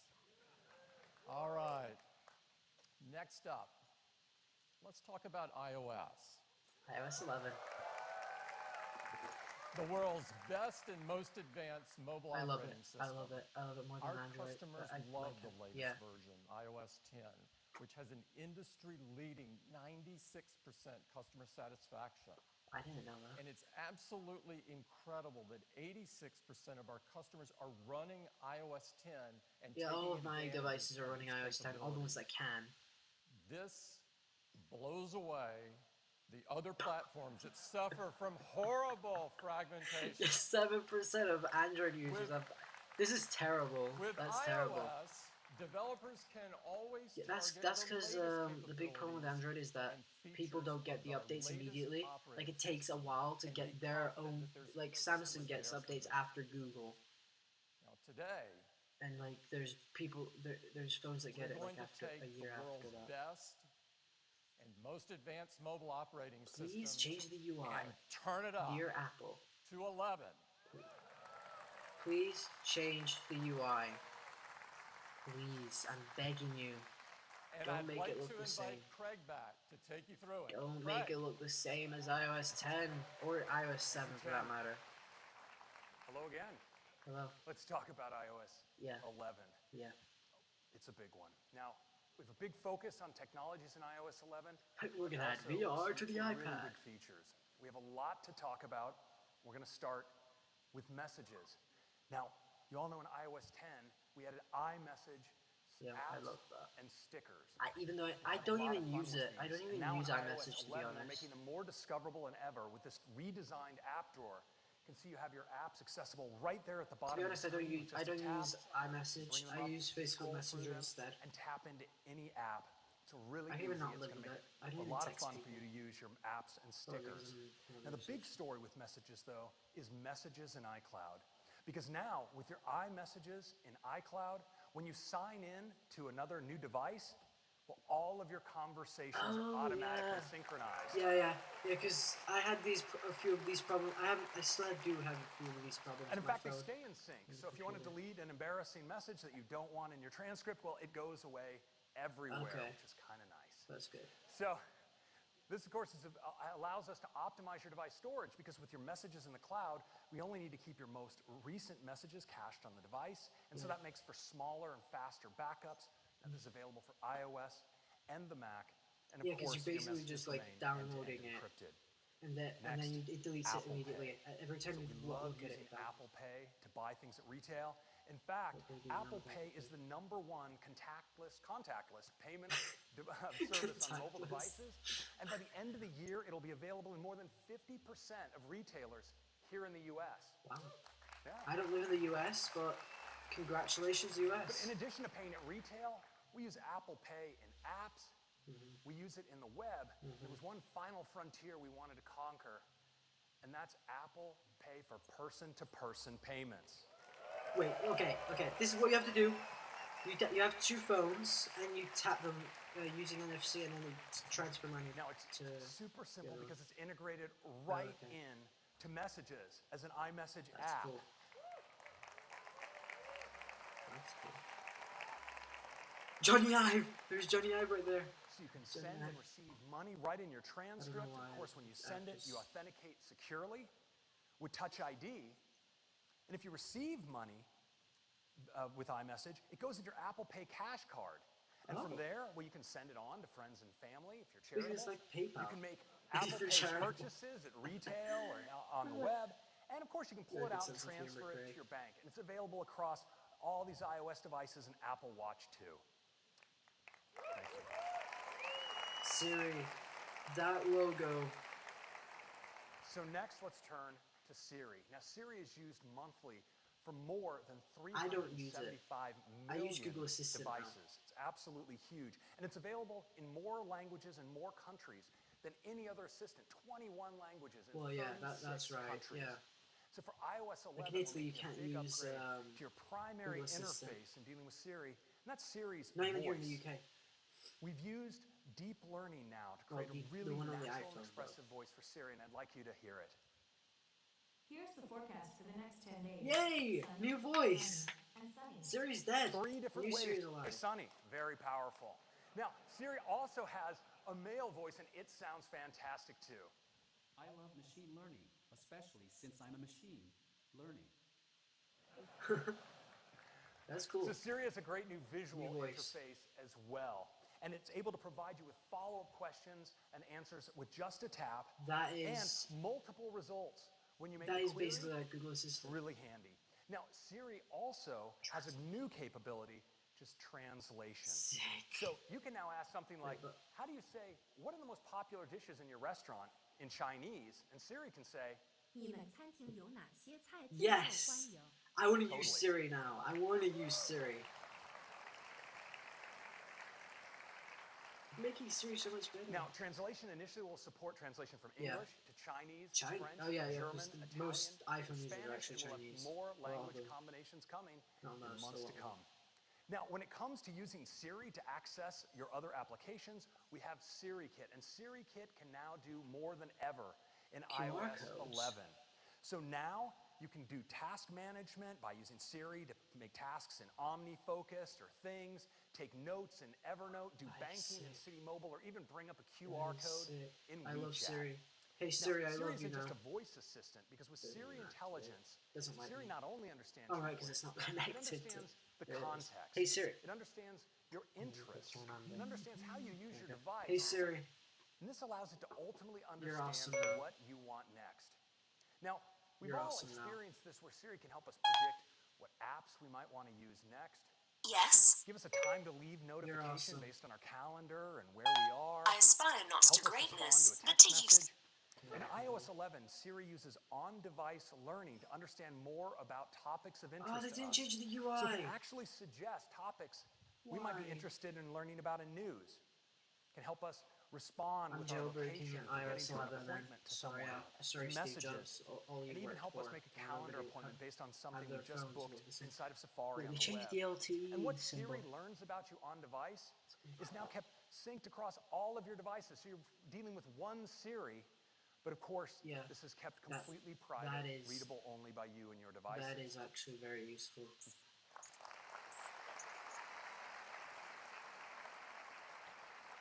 Next, let's talk about the camera. People love the fantastic cameras. Yeah, but we hate iPhone the 7, shutter the bug 7 on the Plus. iPhone 7 And Plus. in fact, our customers we now hate take the 1 trillion photos per year. Bruh. It's absolutely amazing. And they take a lot of video too. Yeah, I take a and lot of today, photos. I they take do it less in video with my phone 'cause H.264. I've But got now, 16 with our latest iPhones and iOS 7, we're using HEVC, which is giving us up to 2 times better compression for camera captured videos, which means less storage space used on your device and less space used in the cloud. And we're applying these same techniques to replace JPEG capture with what we call HEIF, high efficiency image format. It's based on HEVC, and it also provides awesome quality images at half the size on your device. That is useful. That is cool.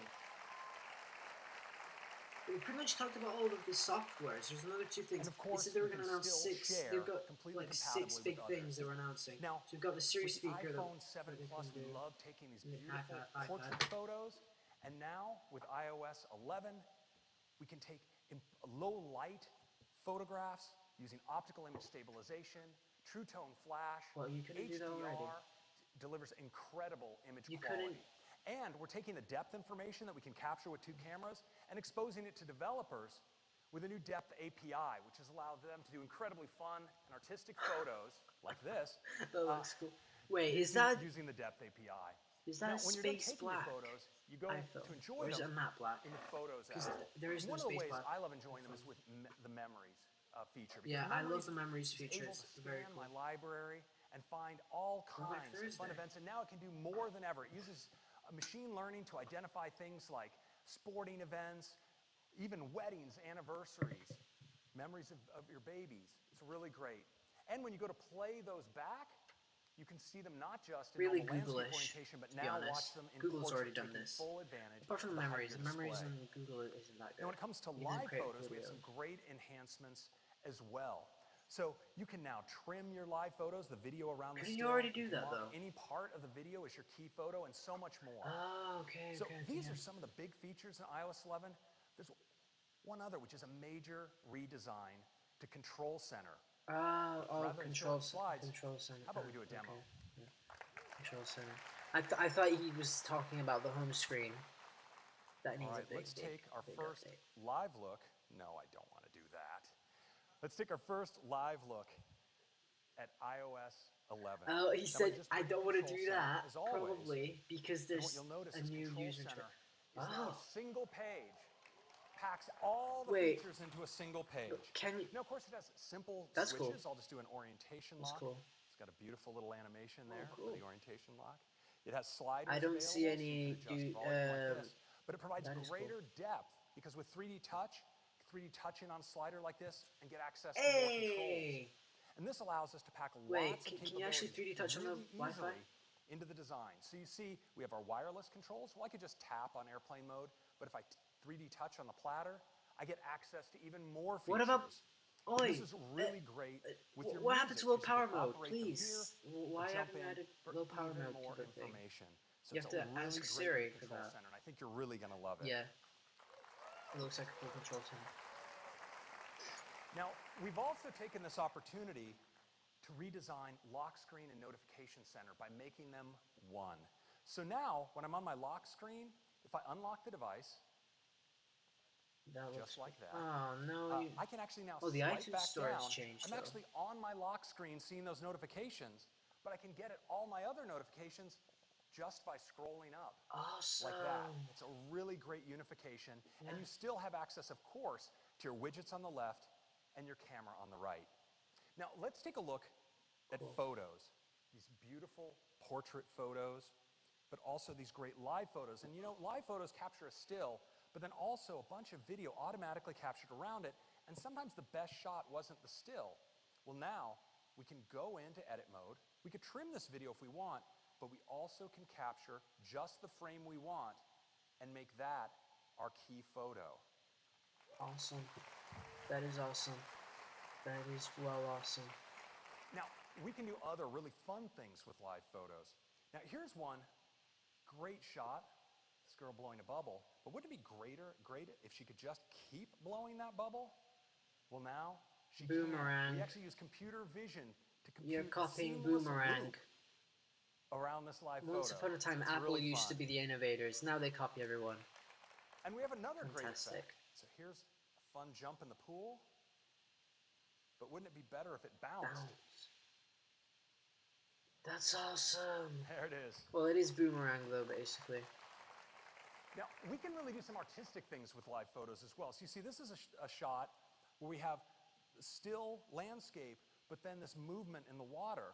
Now, if you wanted to capture this kind of motion, traditionally you'd have to get a tripod and figure out how to configure a long exposure on your high-end camera. But now, you can actually just go into the effects here and select long exposure and check it out. It's really gorgeous. Whoa. Looks like a painting. Now, let's take a quick look at memories, because you see, memories can now capture things like activities, like scuba diving, can spot your Scuba anniversaries, diving. these really touching memories of your children growing up, and most importantly, That your brought a pets. tear to my eye. Let's play a movie about these pets. And what we'll see is that we play them, of course, This is gonna traditionally go viral. Oh, here in okay. landscape, which is a great way to watch video. And of course, Memories is using computer vision to actually identify photos of your pet and pick the best scenes. Now what's great is I can also rotate my phone now to go viral. into portrait, and it automatically reformats to take full advantage of the height of the display. Cool.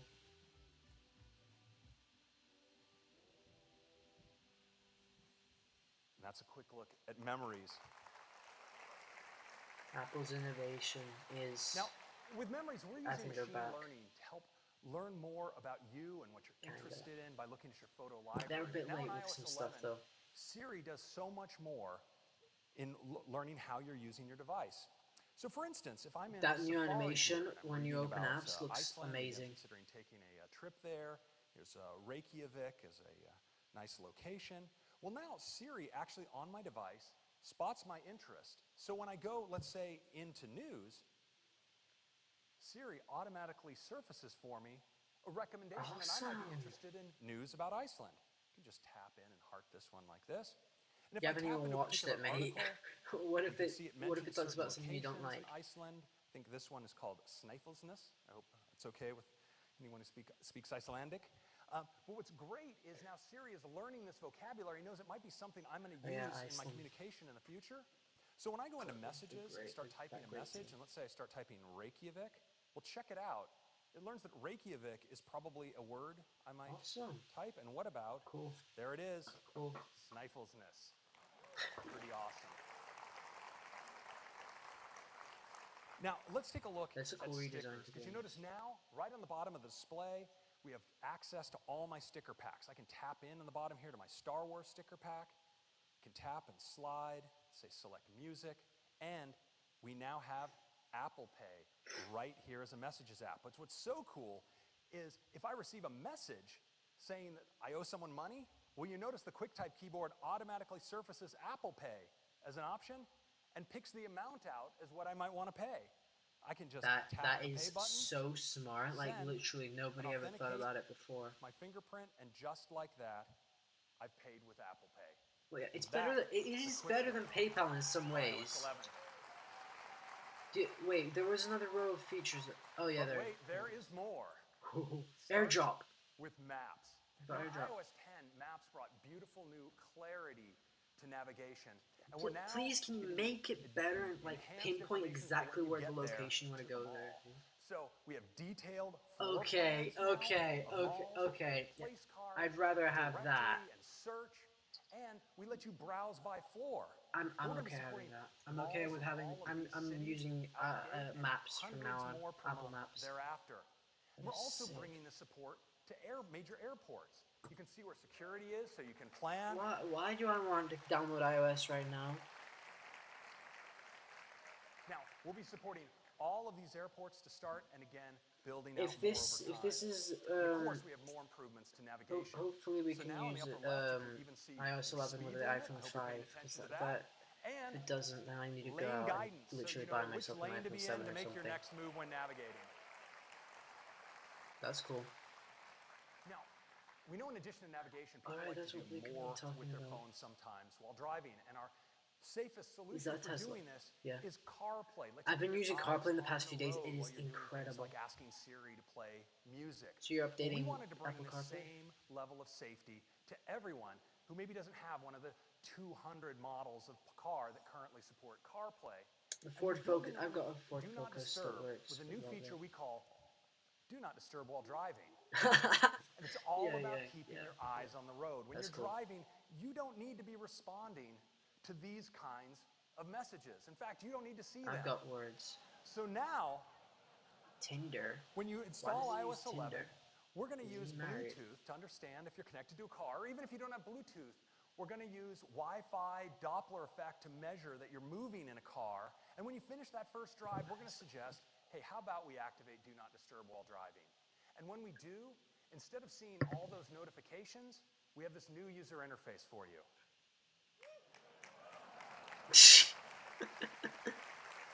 This new user interface.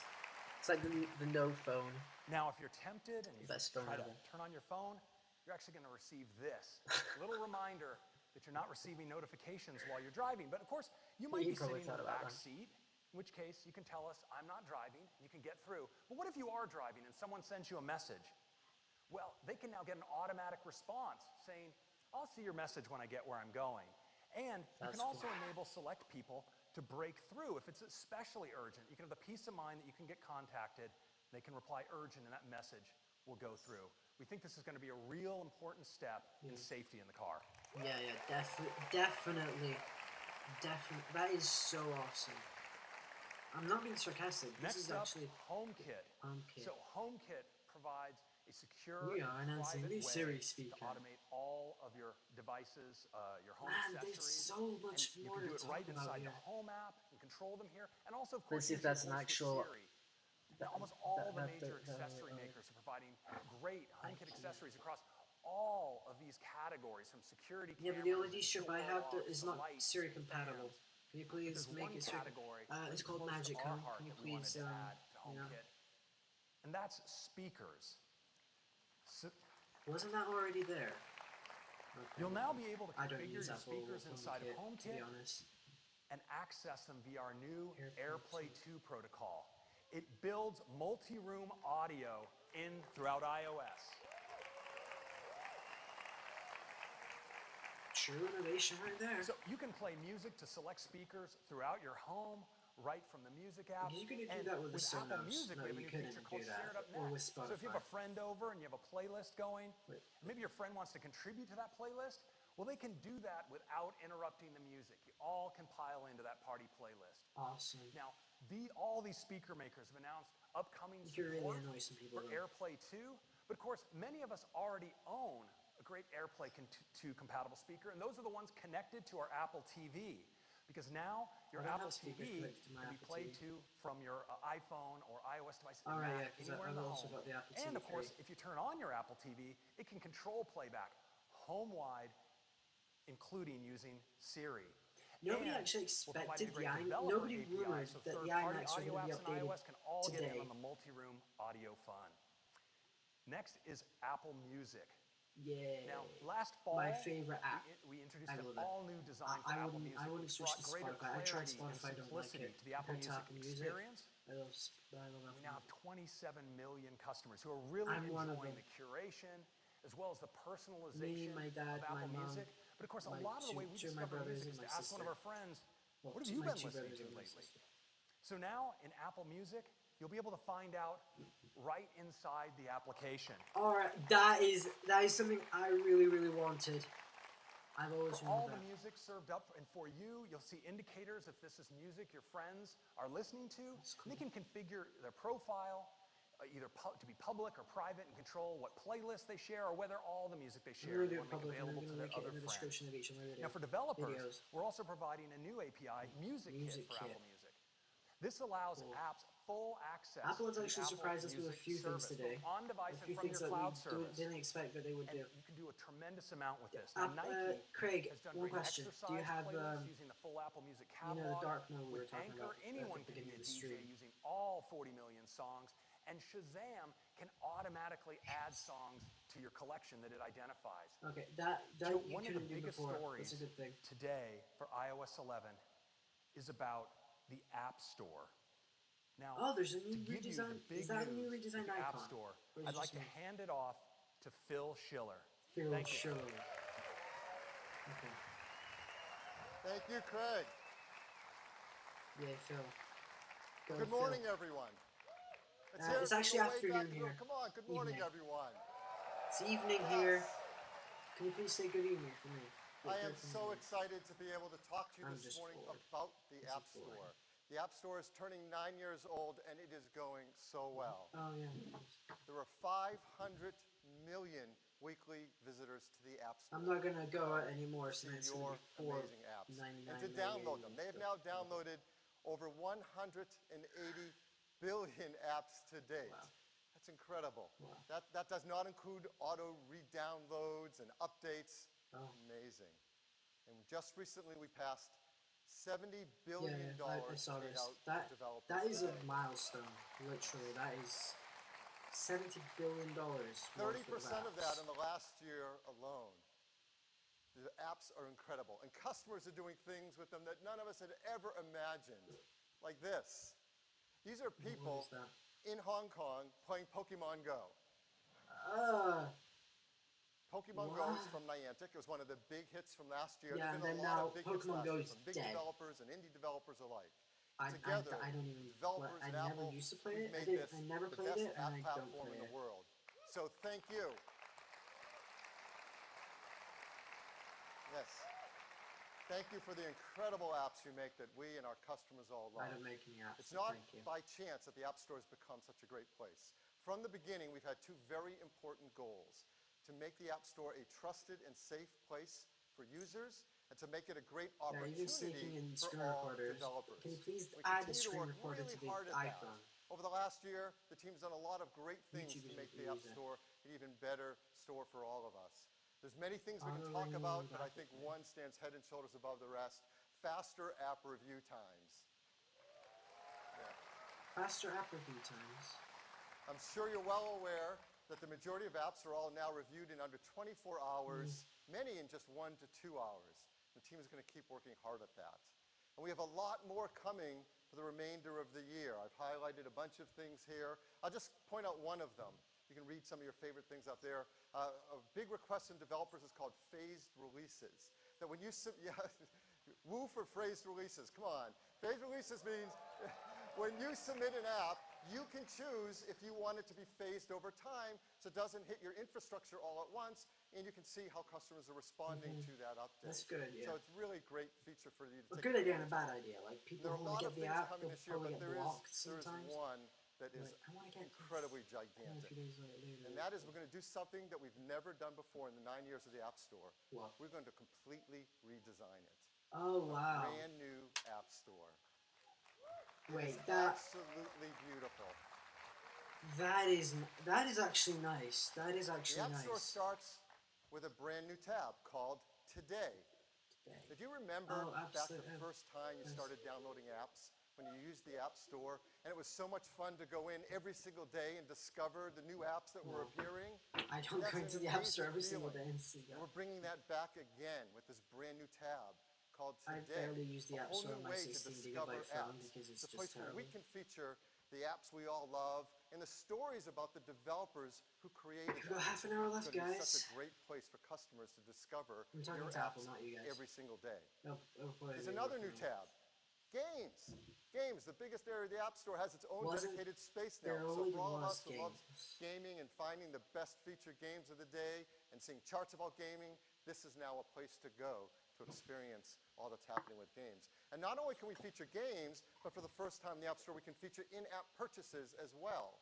A big part of your business is now there in the App Store, so the next time you have a brand new level, you have a brand new character, customers can see them right in the App Store and click on them. Yeah, and but start I the don't process really to like get them in-app right away. purchases. And since games Especially have their own with tab, now Apple apps have their own tab. This is everything that we love about apps besides games, with dedicated features and charts all there for customers to enjoy. And every app and every game, of course, has its own product page in the store. That Makes is it more nice. beautiful than ever. That kind of looks like Engaging with Android, but incredible not really. videos. You're going to love all the features on your product pages. And there's sessions here at WWDC to learn how to take advantage of all those great new app page features. These are just some of the new things in the all-new App Store. The new Today tab, new Games tab, new Apps tab, and would love to show it to you live for the very first time. So please welcome Ann Tai, Product Marketing Manager for the App Store, to the stage. Ann? Ann Tai. Oh, Ann Tai. Thanks, That actually Phil. sounds like she's anti App Store. I'm so excited to show you the new App Store. So let's get to it. I'm going to open the store, and I land right here on the Today tab, the new front of the App Store that updates every day. The first thing I see is our top story. The world premiere of Monument Valley 2 is finally here. How many micros do they actually have clipped to their shirts and stuff? Let's check it out by tapping on the card. This opens The a Apple story view mic. where we can learn more about the Release. game Or the and Apple what camera. makes it so great. An actual camera. Looks like this is going to be DSLR. even more beautiful than the first. I can watch videos that show me what the gameplay is like. That's cool. And here's a cool quote from Dan Gray at Us2 Games about what inspired them.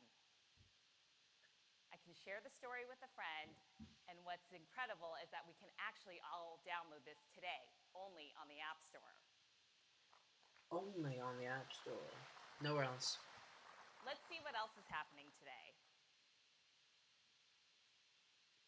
What have we got here? Oh, here's a how-to guide about Visco.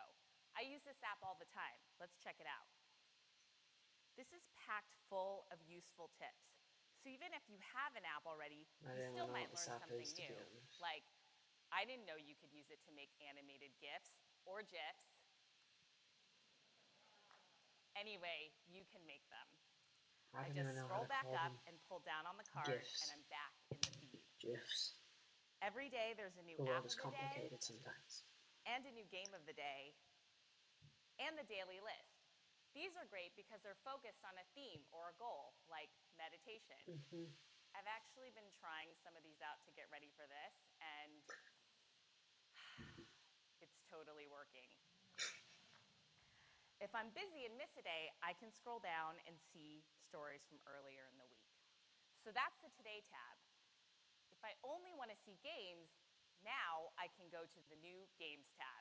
This is huge. What if someone wants to see like professional Up at the top, apps? I can see the biggest new releases. What if someone doesn't play games? They just have that. If I scroll down, I can watch a whole bunch of game videos. It'd be cooler if like you could. And it's not just previews, but the cool also thing is tips and gameplay videos by editors that looks too. like piano tiles. If I scroll down, I can see charts that only Minecraft, feature games. I love so it. It's really Minecraft, easy I love to see Minecraft. what the most popular games One of the are, first videos I separate made on from this apps. channel was actually a Minecraft gameplay video. And now I can browse by game. I did like 2 categories, too. of a series, and then I didn't This do page any is just anymore packed full of recommendations. because I decided this was artsy game going looks to be a fun. tech Let's channel, check not a it gaming out. channel. I'm going to tap on. So, what just happened?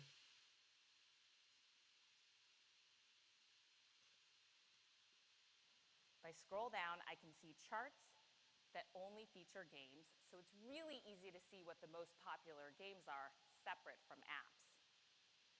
And now I can browse by game categories too. This page is just packed full of recommendations. This artsy game looks fun. Let's check it out. I'm going to tap on. Why is it buffering?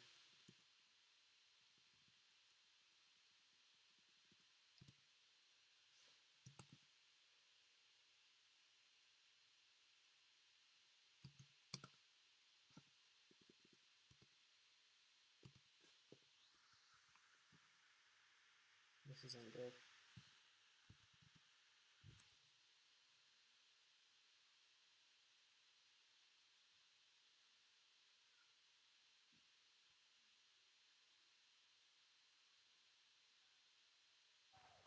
You've seen the way we've used machine learning throughout the experiences on Okay, Apple sure. Watch, for instance, and the predictive Siri watch face. We use it on the iPad for palm rejection when you're writing with Apple Pencil.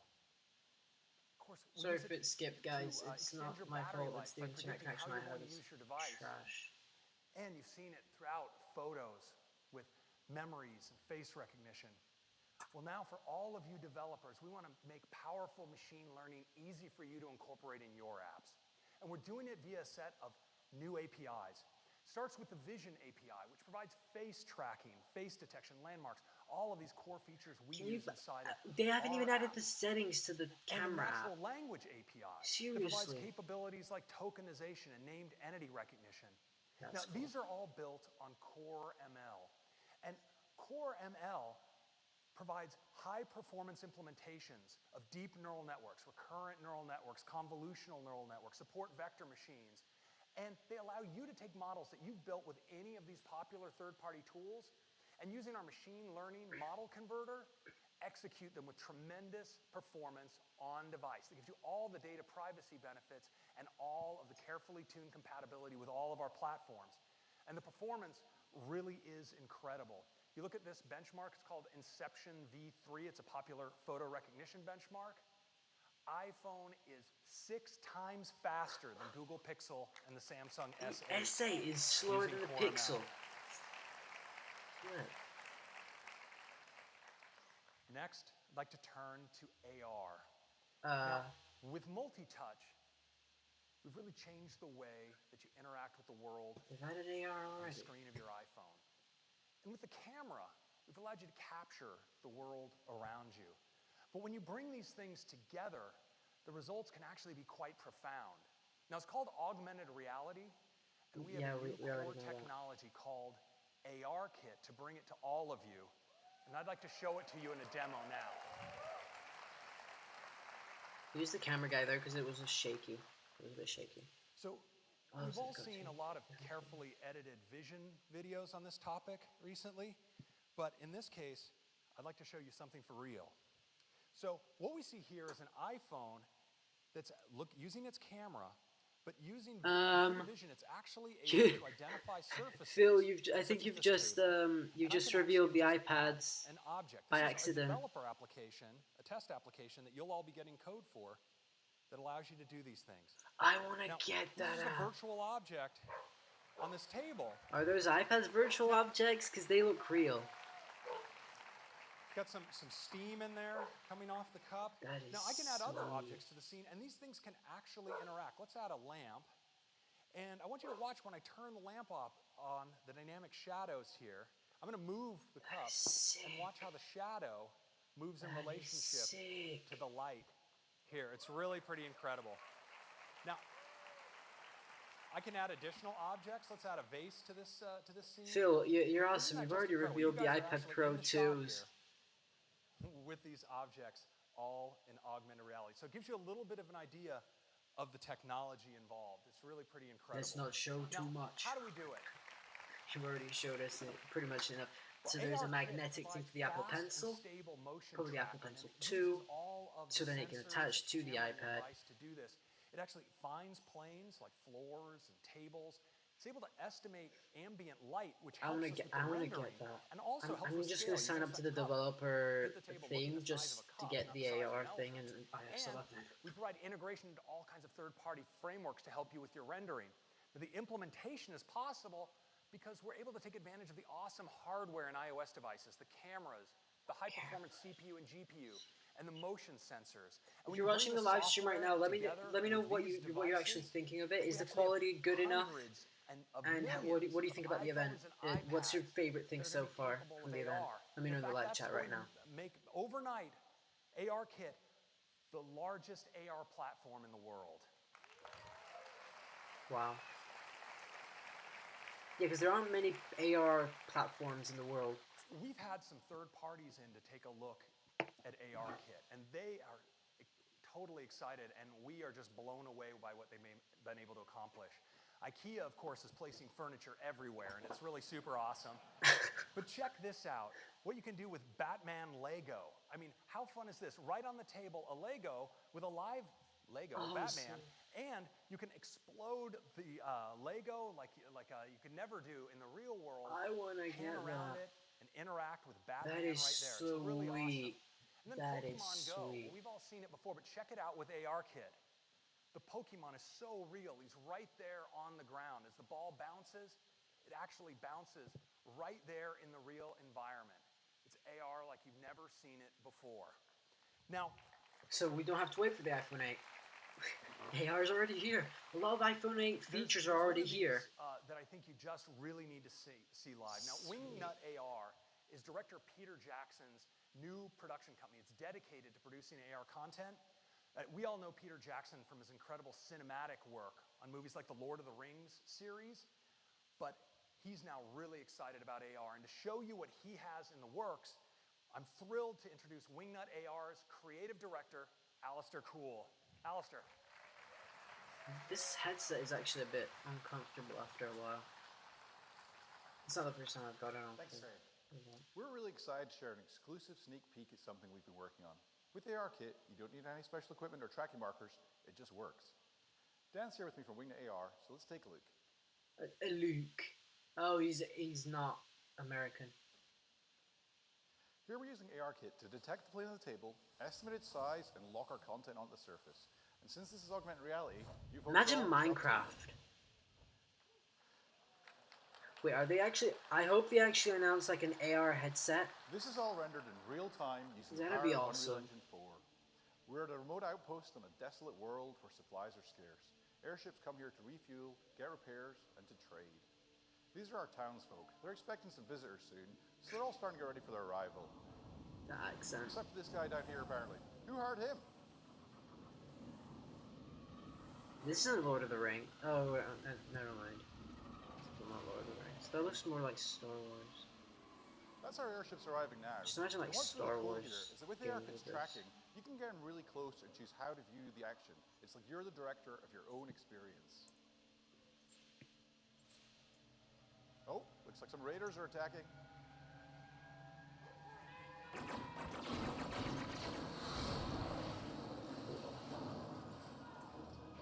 That's immense. Whoa! Well, I guess that takes care of that guy. That guy just jumped off the table. That is awesome. That is awesome. I literally want to get this. Wouldn't it be cool to have airship battles like this in your own living room? This is the best WWDC app. No, this is the best Apple Keynote ever. Apart from the boring bits at the I beginning. think they're going to regret attacking this outpost. And another one down. And we got him. Ooh. That is immense. Well, that didn't end well for anyone. But our heroes are limping away to fight another day. So that's one of the things we've been up to at Wingnut AR. And the fact that ARKit, thank you.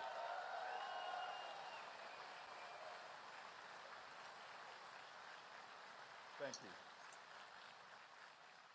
The fact that ARKit enables hundreds of millions of people to enjoy experiences like this. I think Apple's going to go over time. I think it's a real game changer. Look out for an AR experience from us in the App Store later this year. Thank you. So what do you think? I love it, Phil. I love it. Okay, good job, mate. Good job. So those are some of the major features in iOS 11. What's that TV thing? Much more than we have time to talk about today, but I want to highlight NFC reader mode. features of special interest to our customers in China, like QR code support integrated right into the main camera, accessible from the lock screen. Super useful. Yes, super useful you can't do that for in the customers UK. in China. So Oh yeah, right, because because they use iOS WeChat 11. for I'm pretty going much to turn it everything. back to Tim. Thank you. iOS 11 is sick. It would have been nice to see a UI change, but iOS 11 is absolutely jam-packed with great features, and I can't wait for you to get your hands on the new App Store and ARKit. Number 5. iPad. An important part of the iOS story is, of course, iPad. Right, who's gonna pay me now? I just said. iPad has completely changed guessed it. the way we work, play. That means number 6 should be It's truly a magical piece of glass It's a that serious speaker. transforms into anything. or it could be something else, and then there's the one more We've thing. been pushing the boundaries on iPad, and today we're going to push them further than ever before. With the iPad And to Pro. tell you all about it, I'd like to invite up Jaws. Jaws? Jaws. Is that actually a name? Oh yeah, this guy. Thank you, Tim. And good morning, everybody. I'm so excited to talk to Good you today evening. about iPad Pro. When we first introduced iPad Pro just 18 months ago, it completely redefined what you could do with your iPad. Along with your incredible apps, it allowed our users to do really amazing things. Yeah, even though I didn't make any From apps, professional design I and appreciate the illustration, credit. to fashion, to architecture, to engineering, and so Are much you gonna more. release that We're bezel really with excited iPad? about what can be real in your world today with iPad Pro.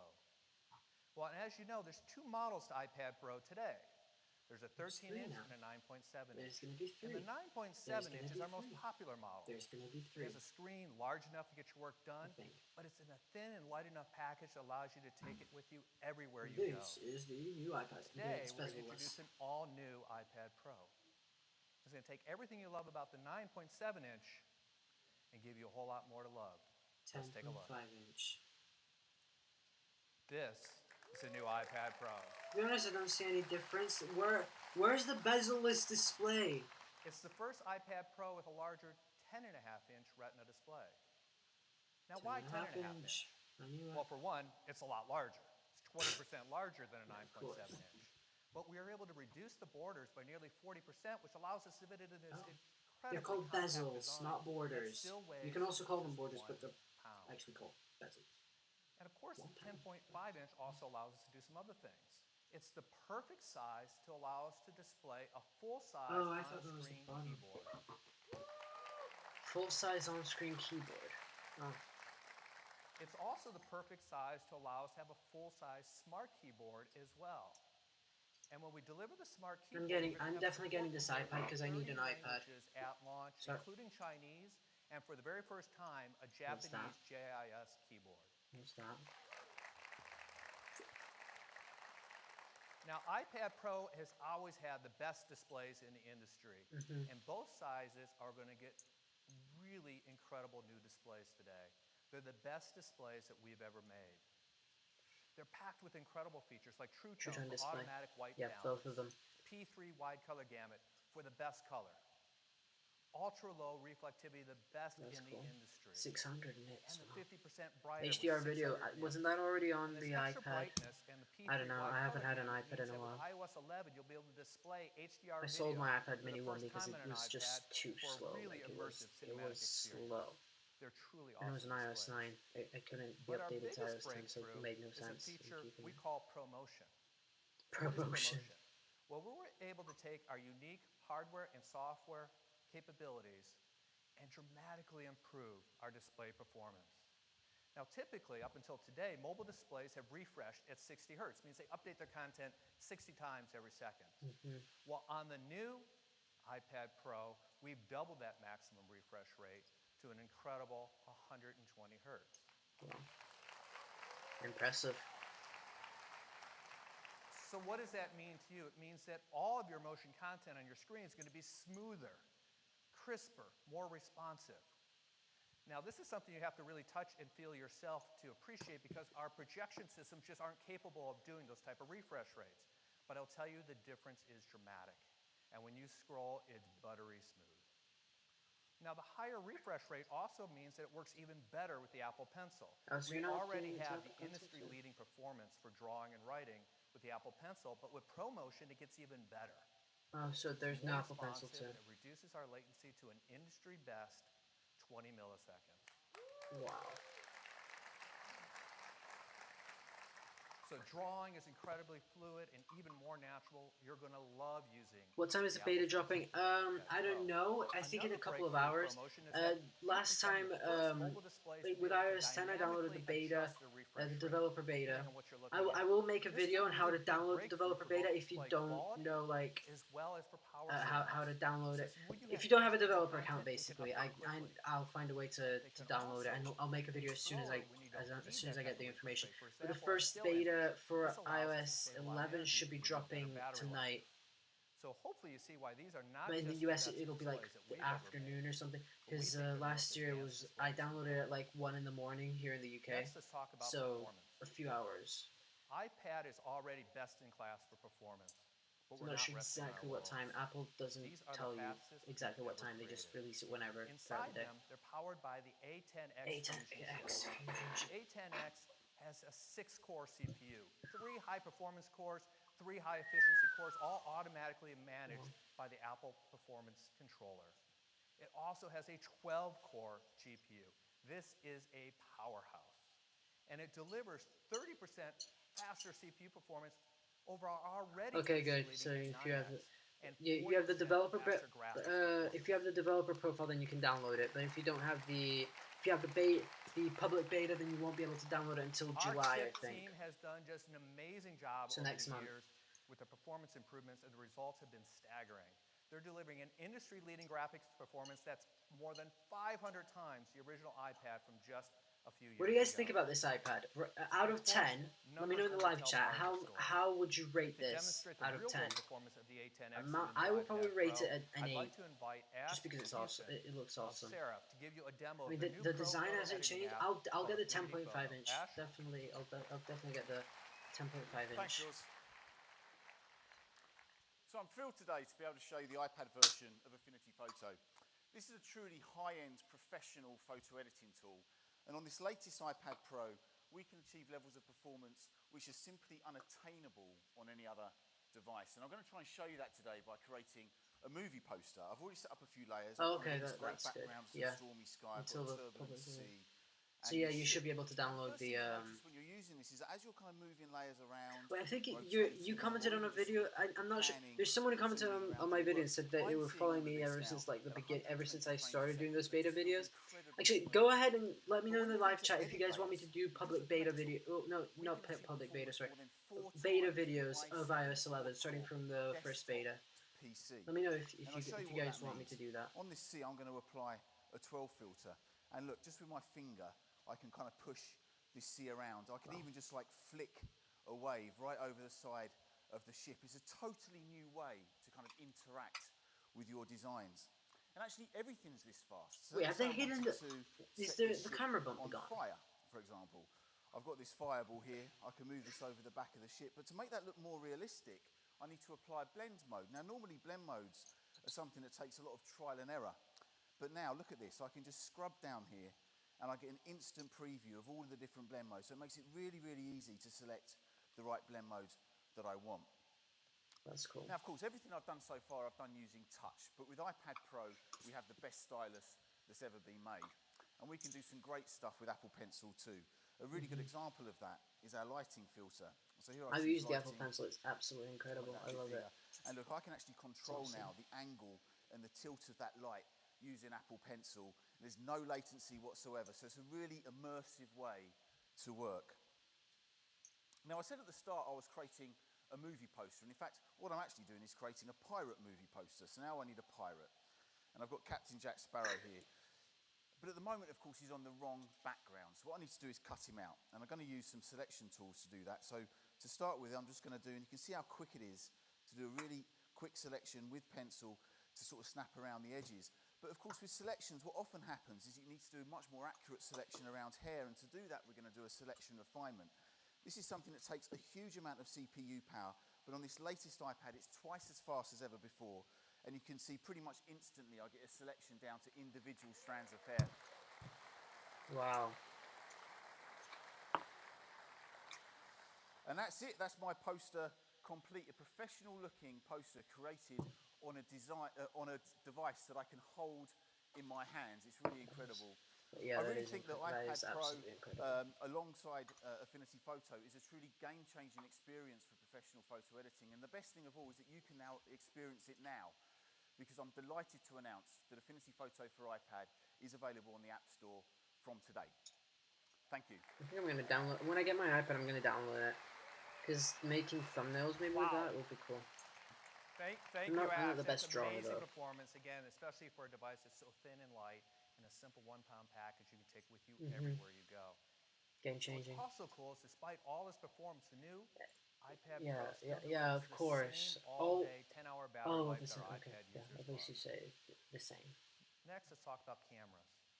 The new iPad Pro features the latest camera system from our iPhone 7. That means Camera the bump. same high-performance 12 I knew it megapixel wasn't going to be sensor gone. with optical image stabilization. They moved the And it speakers has on the bottom. ability to even capture and, of course, edit 4K video on the go. They're absolutely fantastic cameras. That camera bump The though front-facing looks cameras from the iPhone disgusting. 7 as well, with all of its great features, like wide 7 color megapixel capture, front-facing auto camera. image That is stabilization, not and bad. the entire display can light up to become the world's Wait, you can actually largest screenshot retina FaceTime now.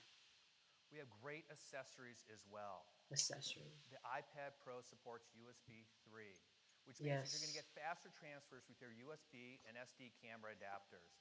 Just to And clarify, it's also Lightning to supports USB-C, fast not charging. USB-C Any to of our USB-C. USB-C It basically charge charges the adapters iPad with will now Lightning. allow The you to tip charge is a in Lightning half the tip, time. as you can see here. It is a light. Okay, And we so have great new smart covers. We have available in polyurethane, That's and then we're cool. bringing This back one's popular cool. leather as well. And then we've designed an all-new leather sleeve with a built-in storage for your Apple Pencil. That's That's cool. the new iPad Pro family, a lineup with the world's most advanced displays, including a brand new iPad 10.5-inch mini. size and We're gonna incredibly talk about the compact iPad mini? design. Powerful new A10X Fusion chip, incredible that new is cameras, yeah, and of incredible. course, as you would expect, we make all these Yeah, of incredibly course. You have to mention that at the end of every We're product. also going to double the amount of memory that comes at the beginning of these configurations. Wait, what? Both sizes will now start with 64 gigabytes of 64, memory. yeah. And then they'll go all the way up to 256, And the right? 10.5 inch with 64 gigs will now be at $649. And That's it's just not bad. $150 more to move up to the Wait, why does the new iPad Pro? Why does the bigger iPad Pro not come in rose gold? We're also going to have configurations in 256 and 512 gigabytes. 512 gigabytes. And as always, you can get any of these models with LTE as well. Half a terabyte of So storage. this is the new iPad Pro. You can order them today. They'll start shipping next week. Yeah, because they're already ready. Because they're shipping now, they're going to ship with iOS 10, but you'll be able to easily update to iOS 11 as a free update this fall. But you haven't heard the full iOS 11 story yet as relates to iPad. So I'd like to invite Craig back to the stage to tell you about some incredible iPad features coming in iOS 11. Yeah, they're definitely going overtime with this because they still haven't talked about the SIG thing there. Yes, I think there's a SIG there thing. is more iOS 11. If you love iPad like I do, well, buckle up. You're in for a wild ride. We are taking iOS to the next level. This is the largest iOS release for iPad we've ever done. Now, it starts with the dock. And we all know that dock hovering down there at the bottom of the screen. That looks beautiful. It is more powerful than ever. You can fill it with apps. On the right, there's a predictive area. Figures out what you're going to use next, including your continuity. That looks like a apps. Mac now. And now you can Just summon an the iOS phone. dock from anywhere, right from the bottom of the screen, and use it for switching apps. that is just like amazing. That is amazing. Is how it's used for multitasking. So now, if you're in an app and you swipe up, well, you can pull an app out just like that into slide over. I want a 10.5-inch iPad Pro. I'm gonna get the 500 and whatever gigabyte it is, Split view, but what's really cool and I'm gonna get iOS 11 beta on it. Preserves all of your spaces with your app pairings. It's really great. Now the iPad, of course, is the ultimate multi-handed, multi-touch device, and so we're so excited to bring drag and drop to iPad. This was in a concept. This was in an iOS 11 concept.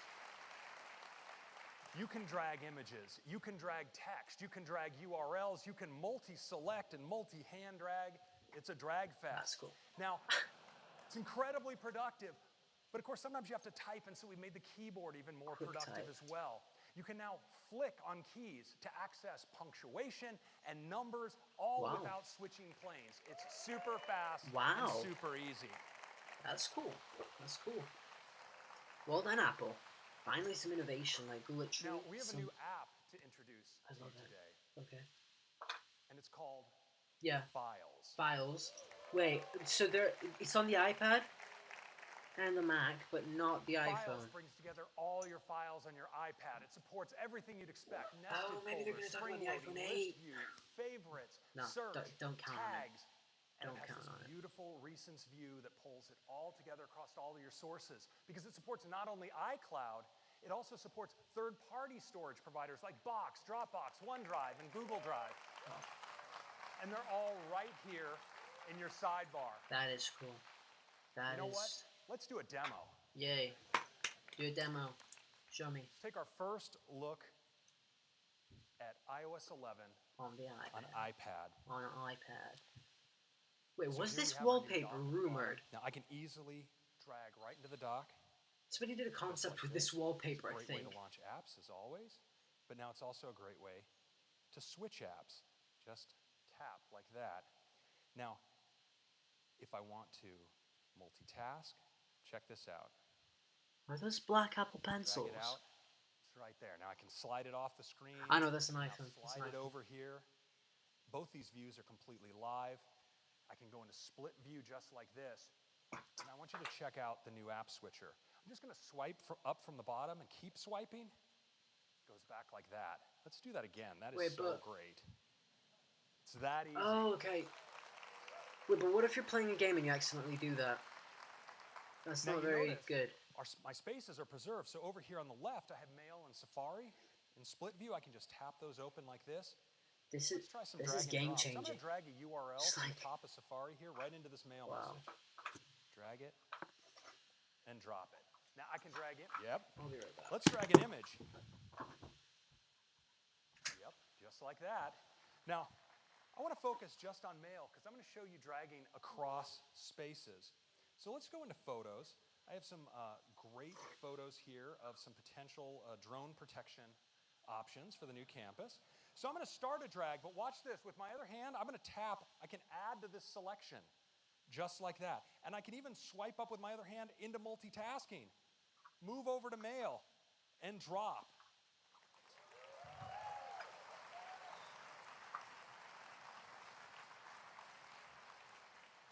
Now I want to show you files. I can bring up files, of course, right from the dock in split view, just like this.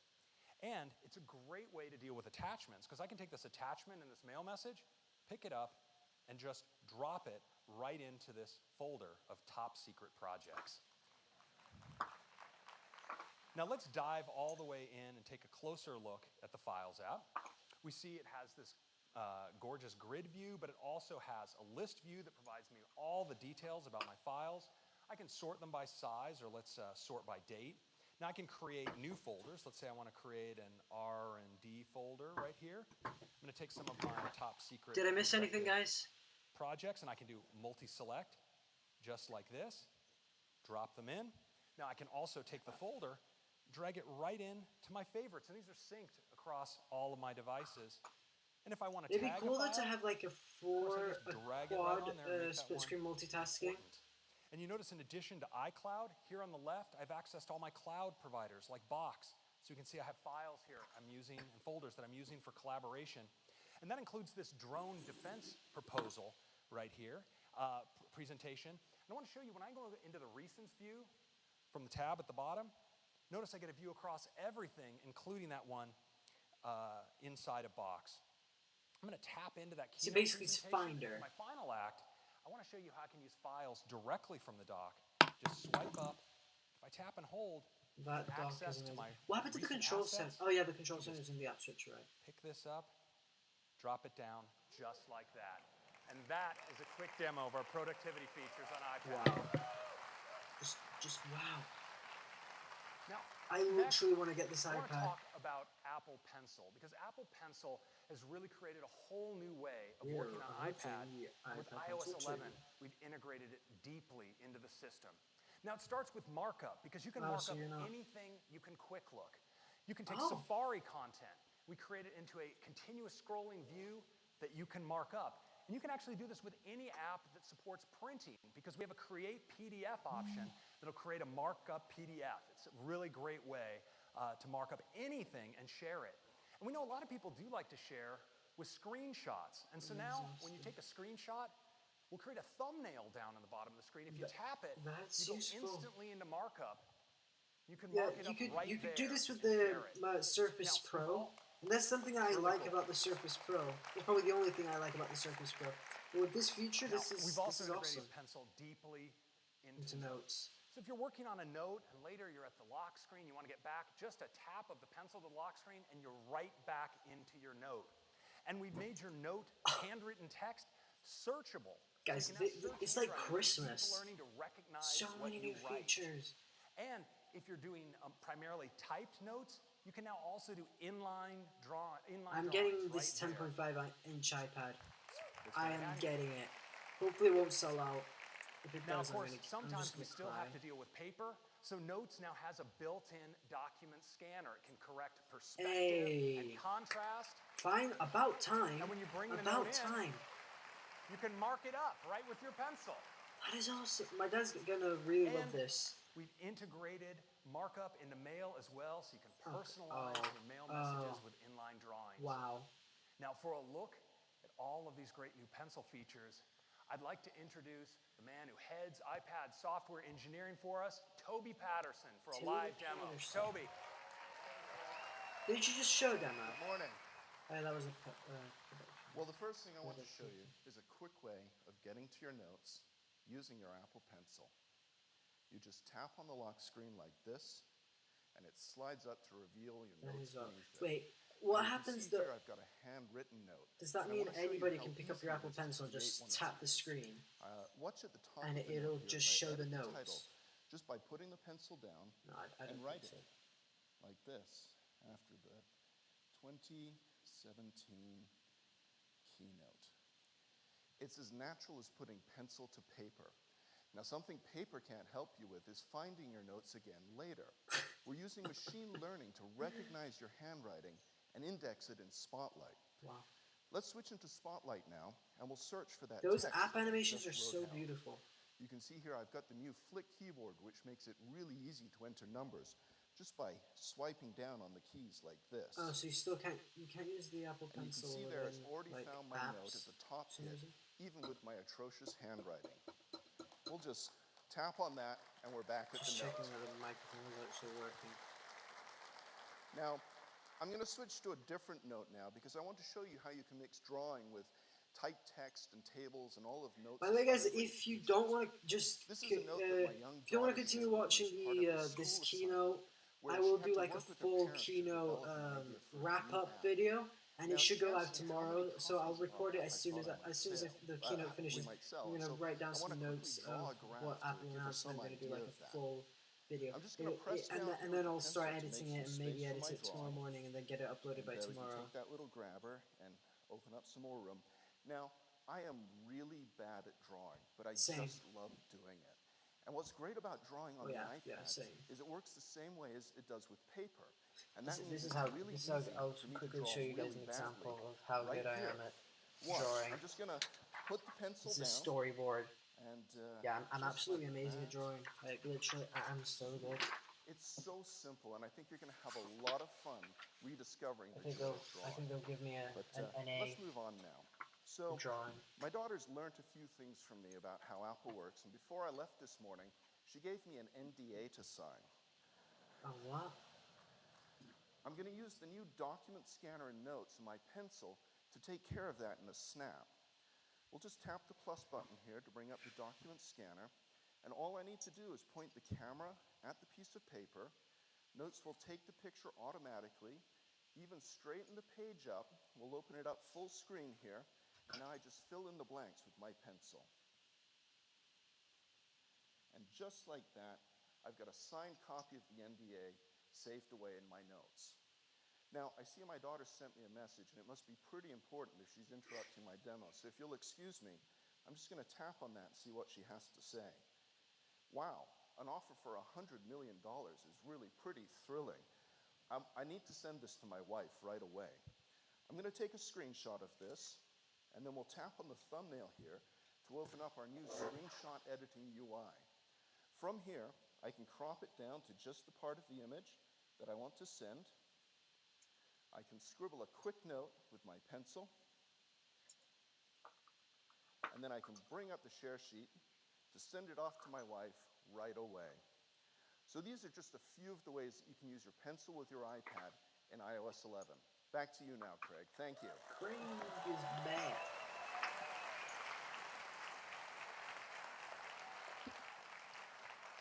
It is so great when your grade school child gets $100 million of funding. They do grow up so fast these days.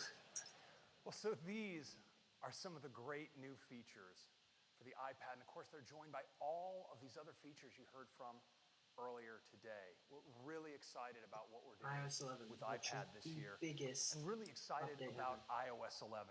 Now, iOS 11 is available to all of you developers today. And if you sign up at beta.apple.com, you can get a beta at the end of the month.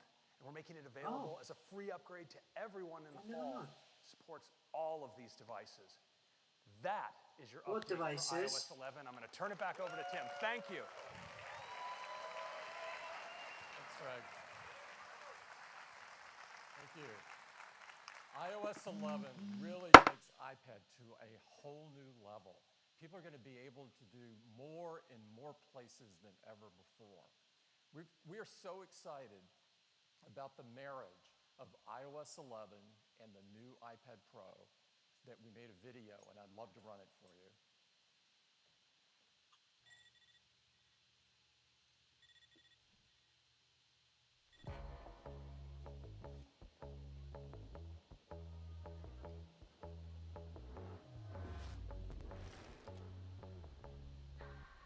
To keep my hands on myself, think I'll dust them off, put them back up on the shelf. Kiss my little baby girl as a need. Am I coming out of left field? Ooh,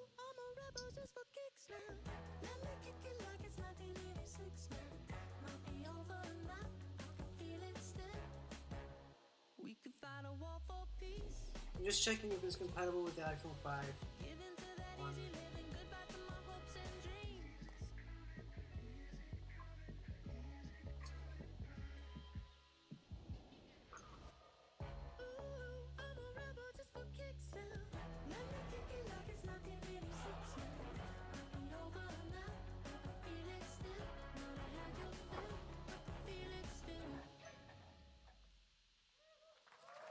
That's awesome.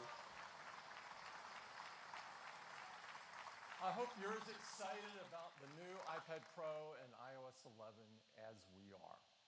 Now, we've got one last thing to talk to you about.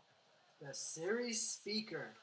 Let's turn our attention to Siri. music. Wait, Music what? has always been a part of Apple's DNA. We first revolutionized the music industry with iTunes. Then we forever changed the way people listen to music on the go with the iPod. And today, iPhone has become the best portable music player in the world. And it's even better when it's paired with Apple Music. You now have 40 million songs in your pocket.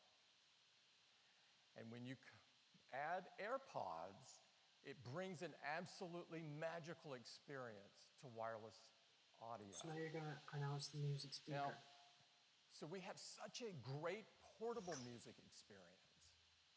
But what about our homes? Apple Home. We think we can do a lot to make this experience much better. Just like we did with portable music, we want to reinvent home music. And I'd like to invite Phil up to tell you all about it. Guys, screen recording on iOS 11. It was actually there. I don't know if you can see that. Screen recording. Awesome. This is really exciting. The chance to reinvent the way we enjoy music in the home. Can't think of anything that matters more to so many of us. Why hasn't this happened yet? There certainly are a lot of companies hard at work making products to enjoy music in our home. But none of them have quite nailed it yet. Some have worked hard to make wireless music sound good around our homes. But these aren't smart speakers. Others have worked to make smart speakers that you can talk to. I have an Amazon Echo. I love They it. don't sound so great when you listen to music. We want to combine all this, and the product can really deliver a breakthrough experience. And our team has been hard at work for many years now on a breakthrough home speaker. And it has to do a few things really great if it's going to be a great breakthrough speaker. First, it needs to rock the house. Right? We need to enjoy our music, whatever genre you love, really low or really loud, free from distortion. Second, it needs to be spatially aware. It's going to fit in different rooms in our house, and it needs to be smart enough to know what to do. Hopefully it's not too expensive, because it'd be expensive to create a smart home It with has to that. be really fun to use. It has to have a built-in musicologist, an expert on music, who can help us to hear the music we love or discover music we're going to love. Now, we're working on this speaker for later this year, but we want to give you, 6,000 of our closest friends, a sneak peek at it. 6,000. 6,001. And here it is. No. 6,003.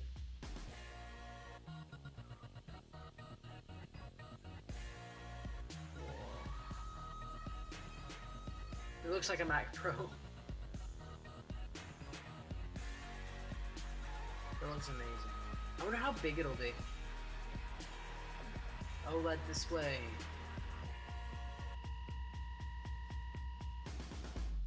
That looks ugly. Ew. I don't know what it look. I don't know how to describe how it looks like. It looks like an eyeball or something. Beautiful, and we call it. Looks like a pillow. HomePod. HomePod. Yes. The name is even weirder. Oh Just well, yeah, like pod. iPod reinvented music in our pockets. Can't you call it HomePod pod? is going to reinvent The pod. music in our homes. Or the H-pod. So let's talk about these features. Rock the First, house. rock the house. The HomePod is just under 7 inches tall. It's covered 7 in a inches. seamless 3D mesh fabric that has incredible acoustic properties. So it's as tall as an It iPad, hides within it as an iPad mini. amazing audio Okay. technology. For example, along the bottom is a 7-array beamform tweeter pack that's packed with 7 tweeters, each with their own individual driver. Wow. They're precision acoustic horns that drive the audio from within and then out along the bottom with tremendous directional control. Okay. And that'll become really clear in a bit as we talk about how it works. That's cool. It has a really big woofer, a 4-inch woofer, upward facing with a large motor to move a lot of air. There's automatic bass equalization and dynamic software modeling so that as we turn the volume up, it's free from distortion. Mm-hmm. And all of this is controlled by an Apple A8 chip. Yes, the same chip that powers the inside of our iPhone is inside HomePod. It's perhaps the biggest brain ever in a speaker. And it does some incredible things. Shouldn't you have put the A10X? Wouldn't it have been better? It does real-time acoustic modeling, audio beamforming, and multi-channel echo cancellation. You don't have to know what any of that is, just know that it sounds incredible. It works with AirPlay. Next, talk about this spatial awareness. Well, what does that mean? Well, you plug in your HomePod to AC, and it gets its music wirelessly. And it's compact enough that you can put it most anywhere in your house. You can put it on a table, on a shelf, against the wall, in a corner. So it's actually, I think it's shorter than... It automatically detects the space it's within. What? And it uses that information to adjust the audio, to balance it, and take full advantage of the environment and create a very spacious sound. Whoa. Now, we want to give you a sense of what that experience is like. I think it's powered by USB-C or Lightning. In this room, and show you a visual simulation to give you an understanding of I wonder some how many of the colors it comes in. technologies it's using and how it's adapting them to make an incredible sound out of this compact speaker. So we're going to start by playing an audio track, and it'll be a full mix, and then we're going to break it down into some of the components that the HomePod controls.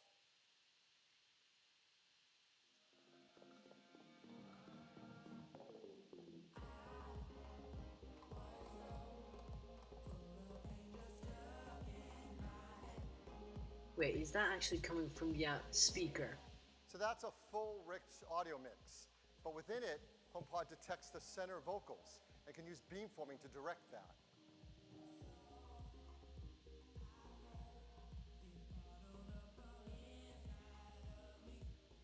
It gives incredible clarity and precision.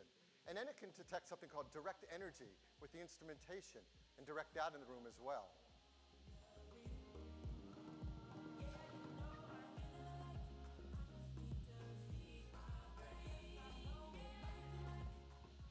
In addition to that direct energy, there's something that's usually missing in music, ambient audio, the backing vocals and reverb.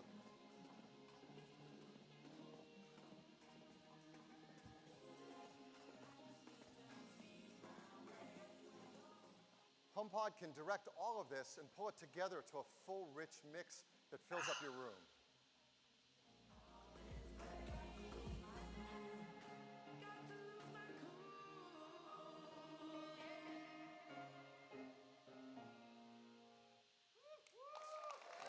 I like it.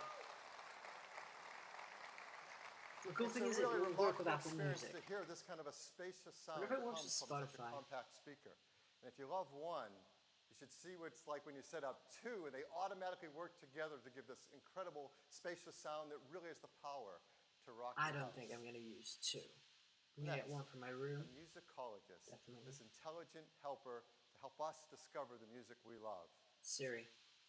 HomePod has an incredible speaker system that works But why together doesn't it have a with touch our screen? Apple Music subscription. From the beginning, it's designed to work with that. It doesn't have Now, Siri. Apple Music, as you know, How do you provides interact with music it? in the cloud, and the speaker can get it directly from the cloud. You can get 40 million tracks, 2 million artists, tens of thousands of playlists, but not just any music library. This is your music library. It knows the playlists you've set up. It knows the artists you love, and all of them stream directly to your HomePod. But how do you control it? It works with an array of 6 microphones around the middle. So as you talk to it, you say those magic words, "Hey Siri," you see a waveform light up on My top, phone didn't. and now it can respond to your Didn't, commands and activate. help serve up the music you want to hear. The Siri team has worked very hard to adapt the domain of music and Siri to be even greater and understand more of the questions we're going to ask about music. Simple things, obviously, like play Beats One Radio.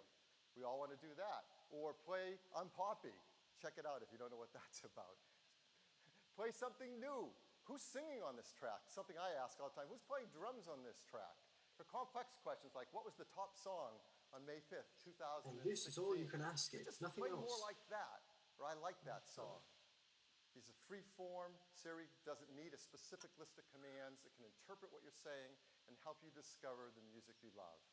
And even better, you don't have to just sit next to the HomePod to talk to it. You can be across the room and speak to the HomePod even while loud music is playing, and the speaker array and the microphones can pick it up and hear what you're So saying. basically, it's an Amazon The Echo HomePod. with There's the power built-in to rock who the knows house. what. It has spatial awareness so that it understands the rooms we place it within. And it has How the much fun will it cost? interactivity of Siri becoming a musicologist and helping us to listen to the music we love. And since Siri's built in there and you can speak to it, well, the team's also worked hard to make it a great and helpful home assistant. So basically, as well. it's an Amazon Echo Siri We said version. the domain of music is something Siri knows really well in HomePod. There are other domains as well. We've worked hard to pick the first ones that we think matter most in a product like HomePod. So of course, you can play your podcasts, but it can also do things like give you news, give you weather, traffic, HomePod, sports. You can ask sounds it like to set a some sort reminder, of drug. set a timer, text someone with messages. And if you have HomeKit devices set up in your home, you can speak to your HomePod and control your HomeKit devices. So for example, with a HomePod set up, you can say, when do the Red Sox play next? It's going to beat the Yankees, trust me. Tune to NPR instead. Flip a coin. Remind me to bring snacks to a party. You can set up reminders, check all these sports, news, and weather, all directly with your voice. Talk to a HomePod that gets the information directly from the cloud. And if you have HomeKit I'm devices gonna go to set up, WWDC you can next say year. simple things like, are the lights on? Turn the heat up. Turn on the air conditioning. Bring the shades down halfway. The event has been live for Turn 2.5 off the lights in hours. the bedroom. They have And if you announced set up a scenes ton in of stuff HomeKit, you can today. control those as well. You can say, I'm home. It's movie time.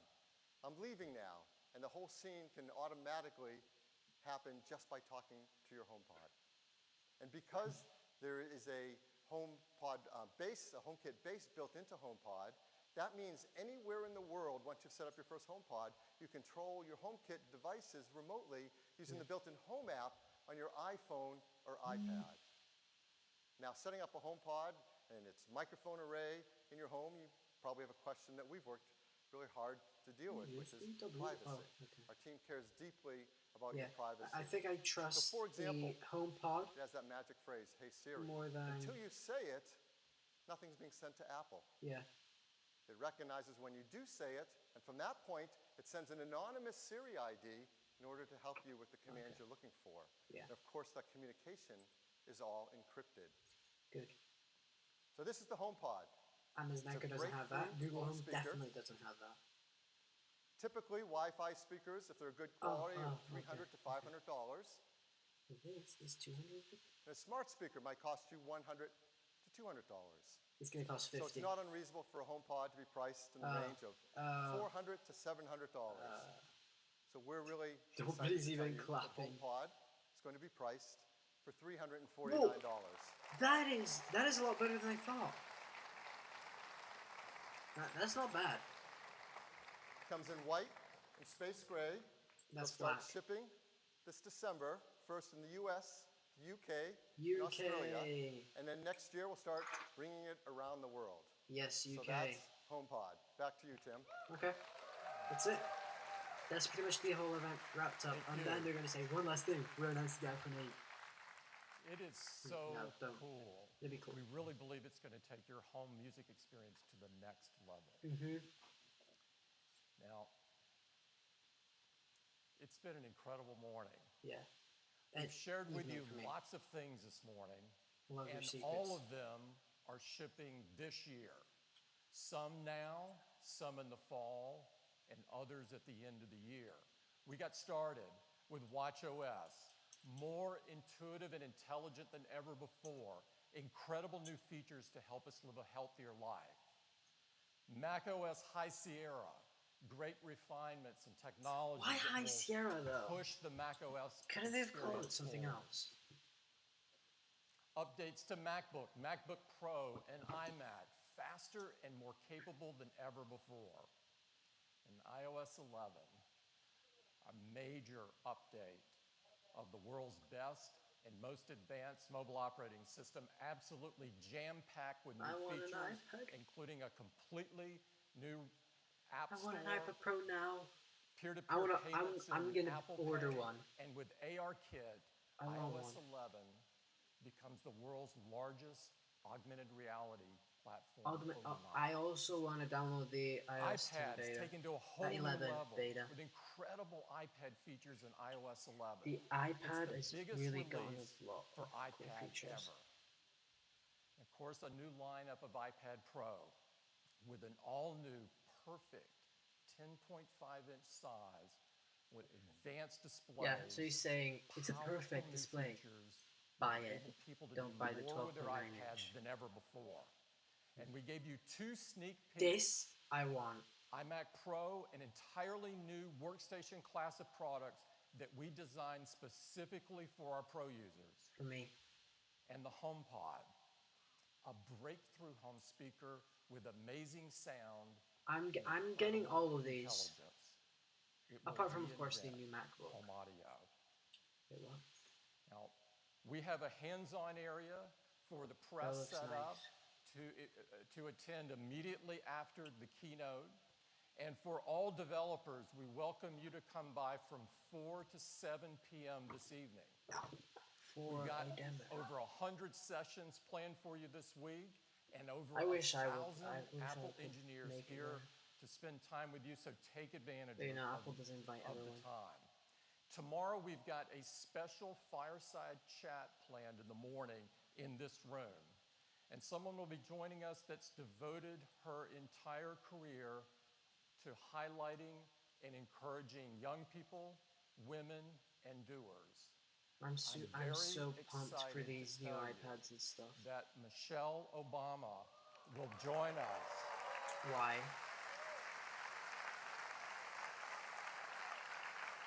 I wonder how much they actually paid to have her speak.